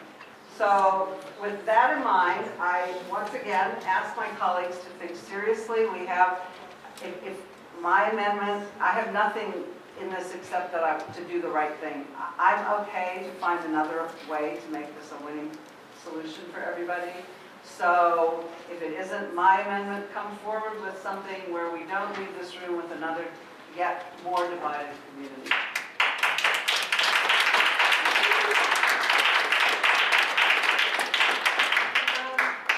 Okay, so I want to talk for just a second. You know, I think this comments been made to me several times, and it's really true. This isn't just about a facility. This isn't just about the number of students in the building. It's about two schools. You know, it's about a community that believes desperately that North High School is going to be and can be a high-performing, amazing option for all children in Northwest Denver, a view I share.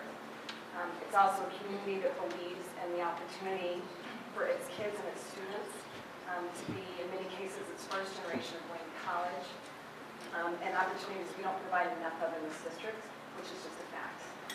And to have two schools come forward and be willing to, fight so hard for our students is something that, tonight, right now in this conversation, we're losing. We're losing that focus, and that something that especially the stakeholder working group, but the parents and the community of North and Strive have been so careful, 95% of the time with each other, to respect each other. And I don't want this board to lose that and not to follow the same model and example that the people in this room have shown. I just want to talk for a minute just to replay about the history of the stakeholder working group and why that was done. We spent months, and it came down to weeks, and then it came down to a crunch of about 48 hours to work with the two leaders of the school and key members of the Northwest Denver community to try and figure out a process to move forward around finding a different location. We made a decision in June to place Strive at North. But we allowed for this group to come forward and if they could find a better solution and figure it out through consensus. And that was key, that these two communities would need to agree and come to consensus on an alternate, that we would try and make that happen and we would try and make that work. And they did. They found 5 different options, had consensus on those. It wasn't Remington, We never asked them to weigh in on North. We had already made that decision. But they came forward and they did their work in a true good faith way. And I can't leave tonight without really thanking them and recognizing them. 3 of those did not have the support of the school communities. I understand the people that are saying, neither did North, but that's not the job we gave them. We had already made that decision. You could disagree or agree, but that's where we were. And then the third one, it really allowed for another way to see this. It said you're going to need to build another facility, and that opened the door for the last 2 that the group came to consensus on. And I want to just say, the ridiculous way that the superintendent and members of this board is portrayed makes me sick. And I understand that this isn't going the way people want, but we have worked incredibly hard to try and find another solution. We have worked tirelessly to do it to the 11th hour. And it has been genuine and it has been real and there was not a predetermined outcome. We handed this over and it didn't work. We couldn't figure out another way. And those of us that supported the placement at North always felt that that was a good option. We recognized that it might not be the best. But that's where we are today. I want to start again with what I said in the beginning, that I realize this is not about a facility. If this was just about a facility, we're doing an equal swap of a Strive Middle School for a Strive High School. The resolution is incredibly clear that the classroom space has to come in the 1913 building, not in the main building of North High School. I got so many texts and calls from people who have been told incredibly different things. And when I talked to them, they said, why was I not told this piece of it? However, there are other key issues, and I am not denying that those are really important, but this is not about the space. This is about something different. And to me, the most important thing that this is about is the vision of what North High School is going to be and can be. I had so many people, and we heard them tonight from people saying, if you do this co-location decision, I will not send my child to North. Well, shame on you.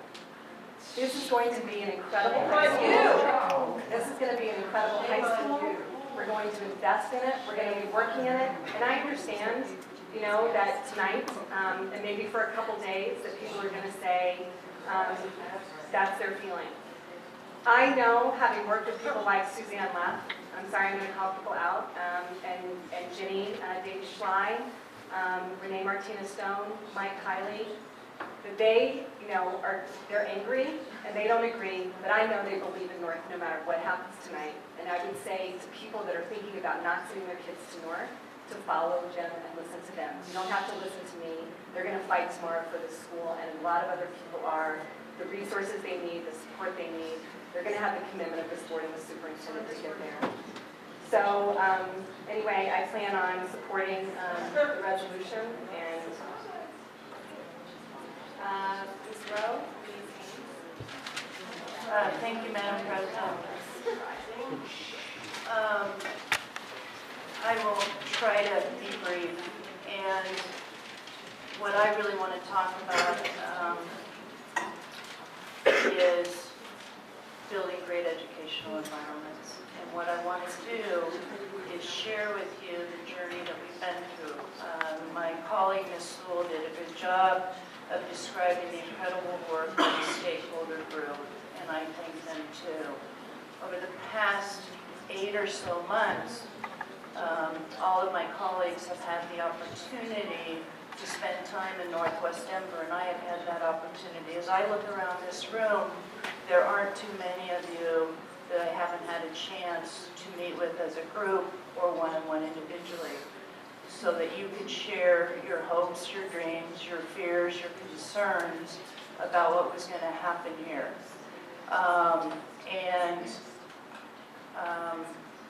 The idea that this was a predetermined decision would make it very silly for my colleagues and myself to spend hours and hours and hours listening, sharing, and talking with you. And the discussions were powerful, but I want to talk about a discussion that struck me the most. And this discussion happened yesterday. Ms. Haynes and I had the opportunity to meet with 15 students from North High School. And they epitomized what Zachary Rowe said earlier, and I'm not pointing you out because of your great last name, so don't worry about that. But Not related. Don't worry. For the record, I will not commit you to that. But what he said is North will succeed. And in the hour and a half that I had the opportunity to be with these students, you could feel it, you could hear it. When you ask these students, why do you love North? What do you want North to be? It was inspiring. They are committed. And when I've talked to Strive students, it is the same thing. And when I've talked to community members, and I know people are really angry now, when I talk to them, the passion, the commitment to Northwest Denver, to the communities in Northwest Denver is evident. And I truly believe what will happen is the reason we're all in this room is the commitment to the students in Northwest Denver. It is our job, our obligation, our joy, our pleasure to create environments where these kids can thrive. I believe we have a unique opportunity, I said this on Monday, to do something that hasn't been done, that can be done in Northwest Denver.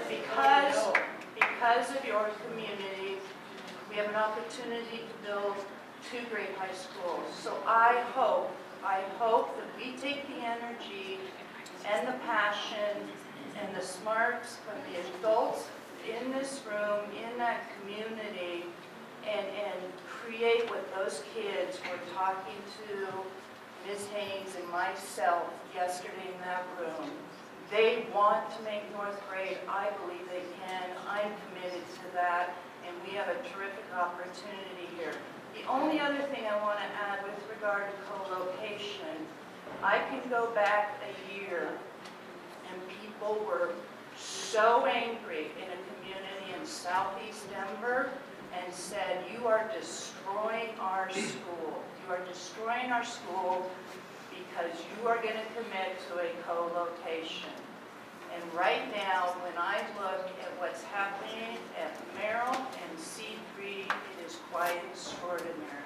And so what it takes are people committed to the mission of their school, committed to working together, committed to creating great educational environments. I applaud all of you. I know you're incredibly angry. I hope we get to the work that really matters, which is about building great educational environments. Thank you. Ms. Haynes? Thank you, Madam President. I won't repeat a lot of what my colleagues have said. I will be supporting the resolution this evening for a couple of different reasons. One, I believe that with my vote I'm saying yes, and not entertaining the dilemma of having to say yes to one and no to the other. And I'm doing that because, and again, I apologize for singling people out, but I think the students that we met with yesterday and have met with a different group of students at different times, and they were extraordinary. And they represented exactly what we know is going on at North today, and what people are passionate about protecting. And so I know emotions are high and people are disappointed and angry, and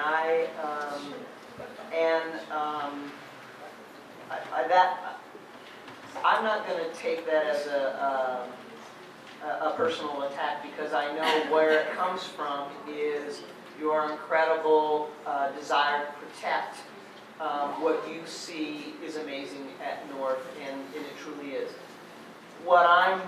My vote reflects is I actually believe what Zachary Rose said. His words were eloquent, and so were the students yesterday. And I would not be supporting this if I didn't believe what they said and what he said this evening. That it doesn't make any difference what's going on in the 1913 building. I believe that what's going to happen at North is what is happening now and will continue. And that's what this community over the past couple of years has rallied around. Behind an extraordinary leader, behind a group of teachers that were described here tonight that are whose commitment to their students is unquestioning and unfailing. People have raised, and in all the conversations we've had, and I join my colleagues in commending the working group. I won't add on anymore because I think they said it well, and I think it was a great representation of a community that didn't want to accept a zero-sum game or a win-lose situation, and I commend them all for that. Several issues have been raised which I believe still need to be addressed, and I certainly am committed as a board member. As somebody said, we have a responsibility for helping to make this work. First, and we've heard it for several months, and that is around the feeder pattern for North High School. People have been saying that that's an issue we need to address for a long time, and in fact, it's the one thing my colleague, Ms. Kaplan, in your amendment that was most appealing to me. And I think whether it's in this resolution or not, we need to be, and I'm certainly going to be committed to dealing with that issue. Secondly is around the issue of enrollment policies and practices. And I believe that we've got to deal with those issues and the issues of equity around the enrollment practices. So this is just a beginning, not an end, and those issues as we move forward have to be part of the process. I have faith that the individuals in those schools, just like the members of the working group, the representatives from both North and Strive, will find a way, they will find the answers, Ms. Kaplan, without us dictating to them about how to make this co-location work and work effectively. Will it be easy? No, it will not. And I think, some people used, Nate, I'm not sure if he regrets having used his analogy or his metaphor for co-location. But taking that just a little bit further, yeah, it was difficult and there were some things that didn't work, but there was never a question in that family about whether they were going to have a Thanksgiving or a meal together. And I think that's what I heard when the working group went to work. They said this is about success for both groups of students. And in my mind, that's still the principle upon which we move forward, and that is we work to make this successful for all students in Northwest Denver as well as across this district. Thank you. Ms. Kaplan? He's on here. I can wait till after him because he hasn't spoken. He hasn't spoken. So I have Kaplan, Marina, Menez, and Eason. So anytime people want to go, I'm fine. I'm going to be pretty brief, but I'm probably not going to be quite as nice as I should be. I have a real question at this point on why would a school go somewhere where it's really not wanted. I think that it is a failure. I take this as a failure on my part for not being able to figure out a way for us to move forward in a positive way. In the stakeholder work group, and again, and Chris Gibbons said, he would have taken some of those recommendations. And I think one of the challenges, and where I feel is a failure, is that we didn't give an option such as the one that Ms. Merida talked about with West Denver Prep at Princeton. We haven't found a building. Had we been able to find a building where they would be happy, none of this would be happening. And I'm very concerned that we aren't listening to what our highly esteemed, multi-mentioned stakeholder work group has said to us, which is try and find all these things, including one that is the least disruptive. This is a pretty disruptive decision. And I also am really concerned about, yes, our number one thing is to educate our kids, but in Denver, Colorado, we are also, Denver Public Schools is, I believe, one of their number 2 charges is to be good neighbors and good community members. And I have watched this process where I don't believe we haven't listened to community, that's for sure. And we're putting in educational institutions that are really not particularly wanted in the neighborhood. And I hope, again, and I said this at North 3 weeks ago or 2 weeks ago, I hope that the one of the positive things about this is that what happened here will not happen again, and that we will engage the community before any kind of decision is made in terms of schools and in terms of location. Because this is really a very sad night. Ms. Merida?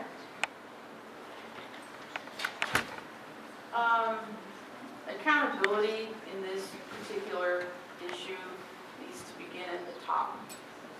And it is, on this date, it is November 29th, and in approximately 1 year, some other folks are going to get sworn in, or at least one other person is going to get sworn in because my dear colleague is term limited, Director Kaplan.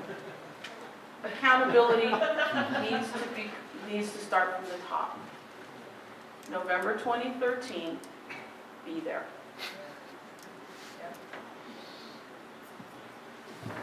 Mr. Menez? It's really unfortunate that this board refuses to listen to their own staff, refuses to listen to their own parents, refuses to listen to their own colleagues, and gives a blank check to the superintendent to push forward policies that hurt children, that hurt communities and unity, that hurt the efforts of many folks out there.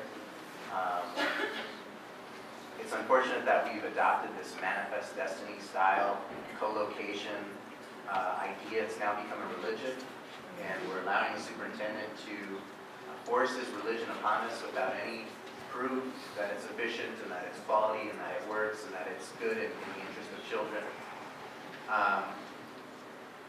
We all talk about the failure of the co-location of Manual and the children of Manual who we can't find. They went off to the wind and the district still can't locate who those kids are and where they went. We don't talk about the failure of Venture Prep that they tried to co-locate at West and then tried to co-locate at Smiley, and then Vision Prep that was co-located at Smiley, and the Edison Learning Program that was co-located at West High School that failed.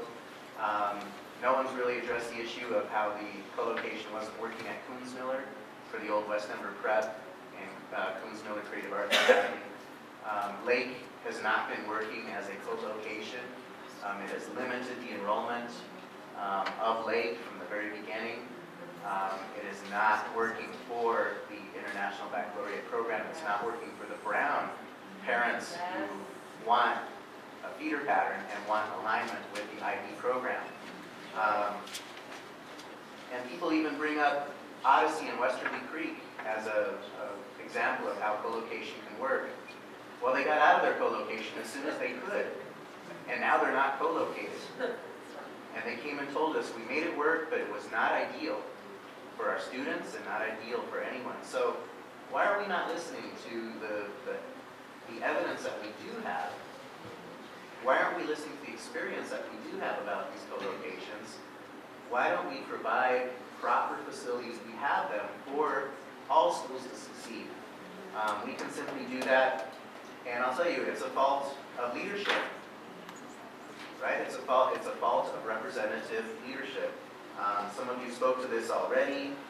When you voted for the 7 members up here, you voted for us to represent you and the students. And it appears that we've just turned this over as a blank check, that the school board isn't making the decisions, that we've given a blank check to make backdoor deals, to do things before we ask the community what their opinion is. And I feel for the Strive parents who want to know where their high school is going. I really do, and I really feel bad that some of them have said, yeah, I wish, we could have talked about this before the decision was made or before it had been done. And I thank you for bringing that up and wanting to see it better. And I pledge to some of you, if you want to go into another part of town, let's talk to the community first. And I'd be glad to do that and find a win-win, find consensus, find a way for us to share if it's in the interest and in the desire of the communities that are affected first, not after the fact. So really, the question is the school board going to allow the superintendent to hurt the academic progress for the 950 students at North, for this idea of manifest destiny that co-location is the religion and it must go forward? It sounds like we're playing politics with students.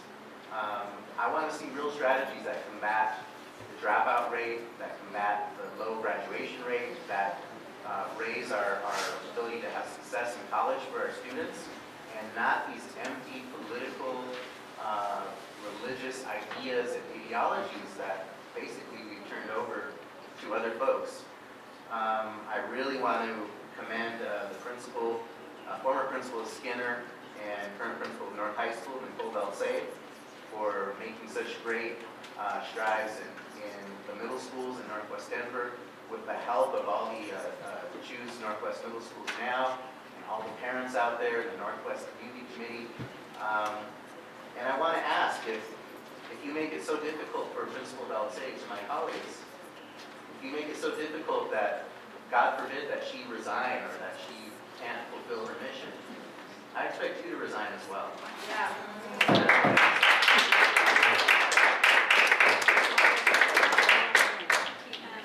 Dr. Easley. Thank you, Madam President. And I'd like to thank my colleagues for their comments and for the audience for hanging in there till 9:30. Just 3 more hours to go. We'll be there. I gotta read my speech now.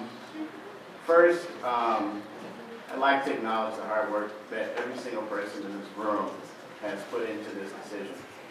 I'd like to acknowledge the community. I'd like to acknowledge those of you who are here after a long day. And those of you who have babies at home, foregoing reading your baby stories before they go to bed, or making sure your teenagers get home in time to do their homework, to engage the district in a very important decision. So thank you for that.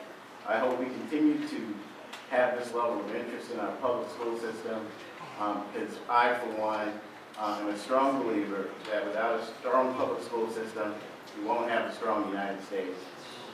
Secondly, there was a question about what is the role of this board, and I think that's important to address. We live in representative democracy, and although you hear rhetoric about folks that don't trust the government, we are fortunate to live in a country where the government is of the people, for the people, and by the people. And so if you are not happy with the decisions that the representatives make sure that during the election you get engaged, and that you make sure that you vote for some representatives that are going to represent your perspectives on this board. But let me remind the public that although there's a very vocal group of people who are against shared campuses, the city of Denver did acknowledge its support for the kinds of changes that we're making in the schools. Not only did the bond of $466 million pass overwhelmingly 2-to-1 vote, but it passed in every single precinct, including Northwest Denver. And if that hadn't happened, that would have acknowledged a real lack of trust. And none of us are really into taxes these days, and for the voters of Denver to entrust us with that much money speaks loudly for the majority of people in the city of Denver and how they feel about the kinds of reforms that were made. Not only did the bond pass at a 2-to-1, mill levy pass at an even higher level. Thirdly, it's important that when you work for the Board of Education, when there's an opportunity to give a teachable moment, you not pass that opportunity up. There was a comment earlier by one of my colleagues that saw Lincoln and appreciated it as much as I do, because I love history, that it passed with consensus. Let me just correct the record. It did not pass with consensus. My ancestors were freed with a very razor-thin margin. It was an overwhelming margin in the House. It passed 38-6. The Senate. In the House, it barely got the 2/3 necessary at 70-30, or 289-126. And if it hadn't been for those few very courageous people who changed their vote, there would have been a whole different resolution to that. So sometimes hard, difficult decisions are made by representatives on a razor-thin knowledge, and thank God for Representative Governor. Next is the word reform. I get the sense that when you hear that word, it evokes a lot of emotion. People think that we're talking about reforming kids. I've spent a good portion of my life working with a system where there are programs that are designed to help kids accommodate a broken system. And so my job was then, when I worked with Upward Bound, to make sure that the kids were given the strength to overcome a broken system. The reason that I'm a fan of the reforms as they exist with this district is because it's an acknowledgement that the system's not perfect. It's an acknowledgement that no matter whether you're wealthy or whether you're low income, you got to have a choice where you send your kid. And to suggest that we should not give choices to people who are from low income backgrounds, and that they should only be given one choice of a neighborhood school, is to fly in the face of all the history of public schools. In fact, in the 1970s, the word neighborhood school was code word for segregation. I don't want those people, and I was one of those people because I was bused in the 70s, in my neighborhood. So I think we need to be careful about how we address our efforts to make the system accommodate the kids, but I think it's part of what needs to happen. Next, there were several hundred families, who've already said that they would be willing to attend and strive prep high school. And I don't think that was acknowledged tonight. Several of them testified in front of this board how important it is to have the Stride Prep High School, and that they would be willing to trust this district with their babies if we were to approve such a high school. And they wanted it somewhere near their house, and North would be a great location for that. The next comment that I'm responding to is this idea that students don't matter. This one, I think, is probably the most offensive. That if we vote for this, it's because we don't think students matter. Believe me, just as you, I would not be here after a very long day, and I think I speak for my colleagues at 9:30, and you as well, if we didn't think students matter. We're voting because we think that this is what we can do to put our best foot forward to create the kind of a learning environment that's going to help all students achieve. And the question was asked, would you send your kids to Mr. Gibbons and his crew with Stride Prep? I would absolutely send my 5-year-old and 6-year-old when they're old enough to Mr. Gibbons and his crew, and I would hope that they teach them Spanish along the way. Next, it is the hope of this board that both schools prosper. And if by the vote of this board tonight, we do something that makes it so that one can't prosper and the other one is handcuffs, etc., I would hope that this public would come back and hold us accountable for that. That is not the intention of this vote. That is not the intention of the district's recommendation. We are very happy that Principal Nicole Boutsy is at North. We are glad that she's wonderful, and we hope that she continues to be the great principal that she is. And we also are glad that Stride Prep has come forward to be able to accommodate many other parents in the neighborhood as well. So from my perspective, both schools can achieve. Next, it's really important that people understand that this co-location is not new to the district. Specifically, we have a policy, and I had to remind myself a couple of times that we had a policy on shared location. It's policy FN. So if you got your little iPhone or whatever, I would suggest Googling it because there's some good stuff in there about what needs to happen if there's a shared campus. Ms. Kaplan referred to it earlier. She's absolutely right. This board needs to make sure that as we go forward with shared schools, that policy is followed. And you as the public, I would ask that if you look at that policy and you think there needs to be adjustment, that you make sure that you bring that to the attention of this board. That policy was passed 11/20/2008 by a 5-2 vote. And at the time, in terms of history, Mr. Jimenez and Ms. Kaplan voted against the shared location policy, and they're happy about that. It's also important to note that they voted against the original Stride Prep charter as well. Next, I feel compelled to comment on Ms. Lira's comments about my story. First of all, Ms. Lira, thank you for listening to my analogy. I usually clear the room when I start telling analogies and stories.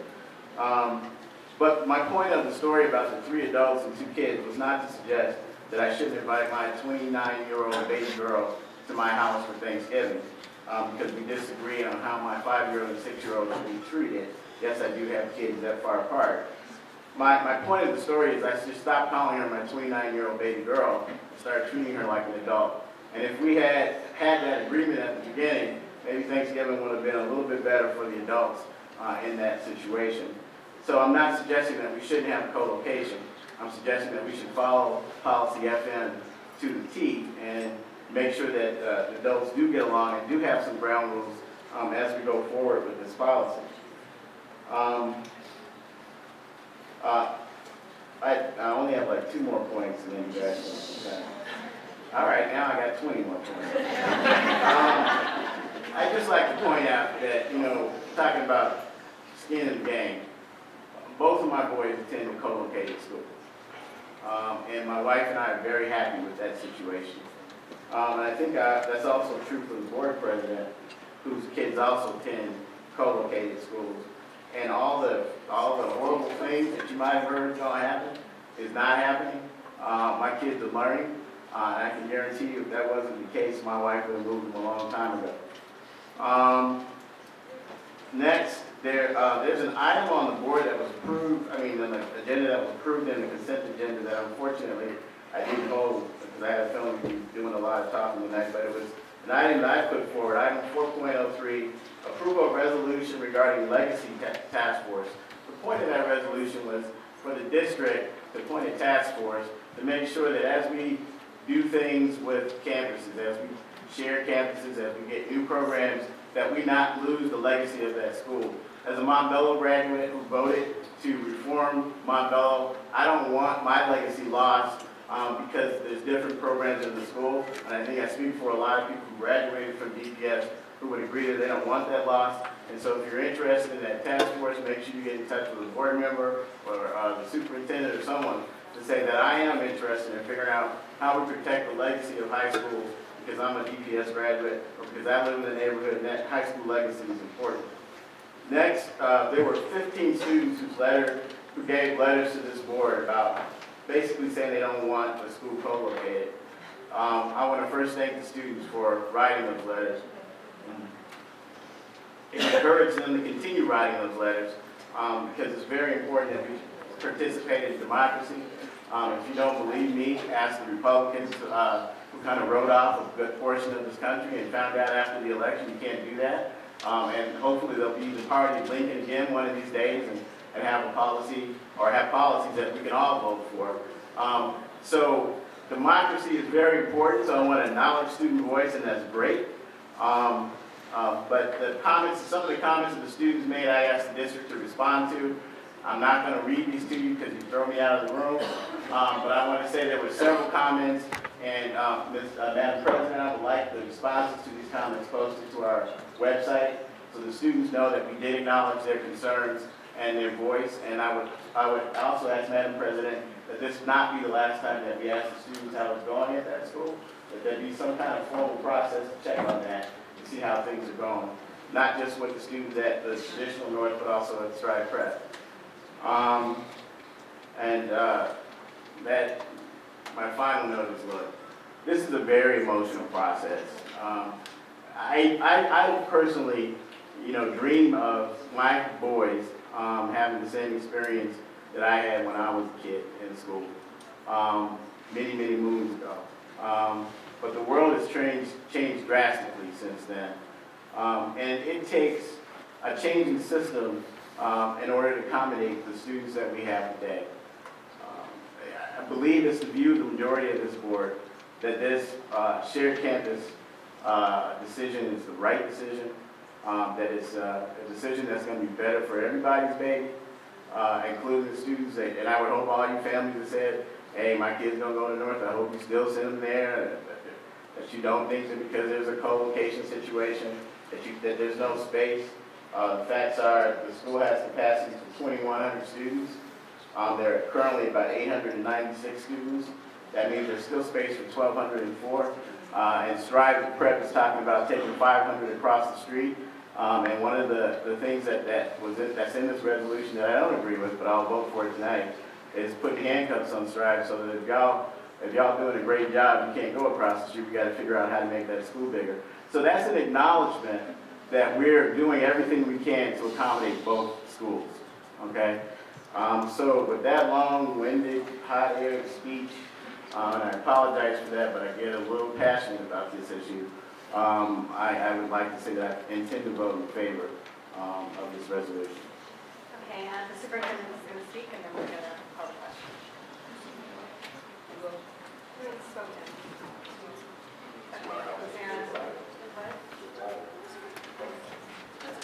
Everyone's spoken a lot, and I get the sense people are ready for us. And, you said we'd be here till 2, so. Oh, okay. You get us I'm not kidding. confused. You get us confused, but. No, you don't look anything. So, try and keep this somewhat simple. I think the short piece here is we want to have two great schools in Northwest Denver. We already have a great school in CEC. We think Strive will be a great high school, and we are absolutely confident that North will be a great high school. I think the progress of North over the last several years has been exceptional, I think everyone has given Nicole the credit she justly deserves, but it's not just Nicole. She's got great teachers, some of which you heard from tonight, like Tom Bergen and Zach Rowe. She's got a terrific team of school leaders. She's got great community support. And the teachers wrote a letter a couple of weeks ago that talked about some of that growth, the double-digit proficiency gains in reading and writing, the high growth designation 11-12, the 2012 attendance rate over 90%. All of those, I think, are indicators of great progress at North, and I have absolutely full confidence that North will continue that growth, and we will do everything possible to support North in that continued growth. I do think that it is that the past does not necessarily predict the future, but I do think it is indicative and worthwhile to think back of a night exactly 3 years ago in this boardroom where we looked at the possibility of having Strive Middle School in Northwest Denver. And we heard much of the same discussion and very vociferous opposition to that possibility. That also was a split 4-3 vote. There were significant voices in the community against that possibility. There were very strong predictions of Armageddon and failure in Northwest Denver at the middle school level. If that were to happen, there were very significant fears expressed about co-location. In that instance, there was a co-location of one Strive at Lake, which was middle school to middle school, and another Strive at North, which was middle school to high school. What's happened those last 3 years? We've seen extraordinary growth and success in the middle schools of Northwest Denver.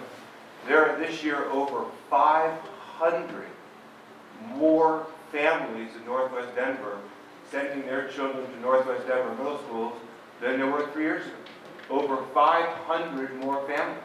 Right? All the predictions, again, of Armageddon and failure, none of those materialized. What we saw was a tremendous community success. We've seen greatly improved schools. We've talked about the phenomenal success and growth of Skinner, the great growth of Blake, and of course the great success of the 2 Strive middle schools. I tremendously appreciate a number of the speakers spoke from Choose Northwest Middle Schools now about just the unbelievable amount of work that they've put in over multiple years to help drive those improvements at Skinner. That work was fantastic, and I'm deeply, deeply grateful to them for that work. Skinner is now one of the finest middle schools in the city, and Skinner is only getting better as time goes forward. But I do think, again, I have every confidence that 3 years from now, we will look back on this night with exactly the same result, which is hundreds and hundreds more Northwest Denver families keeping their children in the public schools of that neighborhood, and greatly increased academic performance and strength at the high school level in Northwest Denver, exactly as we've seen at the middle school level. I also want to thank the folks from the stakeholder working group. You guys spent dozens and dozens and dozens of hours in a very difficult time. And I know there have been a lot of recriminations tonight about this was a done deal. If this was a done deal, then we have to be among the stupidest people in the world to have continued this process on beyond June. If this was a done deal, clearly the easiest thing would have done to have reached a decision in June and move on. Instead, we spent 5 months working very, very closely with the stakeholder working group to look at alternative location. And I cannot tell you how much I wish that we had found a viable alternative location that would have made everyone in the community happy. And I wish very much that would have been the case. The stakeholder working group recommended 2 schools with existing schools in them. We were not comfortable forcing those schools to move out to entirely new locations, in some cases miles away from the existing school. They also recommended 2 buildings. We sought to purchase both of those buildings, but in neither case were we successful in purchasing either of those buildings. So again, I tremendously appreciate the work that stakeholder working group has done. We tried very, very hard to follow the recommendations of them. Neither of the buildings that they identified were available for purchase. Secondly, I just want to reiterate in that confidence with North that we will under no circumstances place any constraints on North's growth. We will fully support North's continued growth. The board resolution is clear that should North get to the point where they cannot successfully co-locate with Strive, then we will find and pay for a new building for Strive, and the taxpayers will fully support that. And that is true for North's educational program. In the letter from North's faculty, they also talked about the importance of community partners, such as AmeriCorps, City Year, Mikasa, Padres, Uplift, Colorado I Have a Dream, Colorado Youth for Change, Denver Scholarship Foundation, Goodwill Industries, Yes Mentoring, Community College See You Succeed. And I consider all of those, we want all of those organizations to stay. An ability to use the facility reasonably certainly includes the continued participation and partnership of all of those entities within North High School. I have had the opportunity to speak extensively with the students and the teachers, the leadership and parents of North over multiple months. I have heard the fears. The fears are not baseless. I appreciate the fears and I appreciate the concerns. And I think it's incredibly important that we address those fears and those concerns about what the facility sharing is going to be like and have that facility sharing be a successful facility sharing. I've also heard very clearly the concerns on equity. Those are very real concerns as well. I think we have done more than any district in the country by far to promote greater equity of enrollment between our charters and our district-run schools, but we're not there yet. We have more work to do. And I think that the concerns about equity on enrollment are very valid and very real concerns, and they're concerns that we need to work on throughout this district. So I think it is absolutely incumbent upon all of us to acknowledge the validity of those concerns and the work that we have to do around addressing those concerns. And that needs to be part of a process around coming together and healing. I recognize the pain and the anger that is in this room tonight, and I recognize the importance of the work that I have to do and that we all have to do around healing. At the end of the day, I have confidence in our ability to do so. At the end of the day, we are one community. And that the kids and students who go to North High School and who go to Strive High School are part of one community, as are their parents. And I think our history has shown us so many painful times in this country where we've sought to divide communities, where we've sought to pit one community against another community on the basis of race, on the basis of religion, on the basis of geography, on the basis of other affiliations. And that is not what we can do in the Denver Public Schools. I think that part of our job as adults and leaders of the Denver Public Schools is to believe in that power of one community and the ability of our community to come together and to work as one community and to bridge the differences that we have and recognize that what we have in common is far stronger than what divides us. I think that is the strength of our country. I think that is the strength of our community, but that is also something that will take very conscious effort and intentional effort from all of us. So with that, I have recognition of the concerns and of the fears and of the work that we need to do to address them. And at the same time, I have tremendous hopes for these children and students at Northwest Denver, that the success they're now seeing at the middle school level will be replicated at the high school level. Thank you, Mr. Superintendent. Ms. Lambola. Dr. Easley? So, in case you missed it, item 8.177, approval of Strive High School facility placement. Ms. Lambola. Dr. Easley? Aye. Ms. Haynes? Aye. Mr. Jimenez? No. Ms. Kaplan? No. Ms. Merida? No. Ms. Rowe? Aye. Ms. Sewell? Aye. Motion carries. Okay, item 8.10.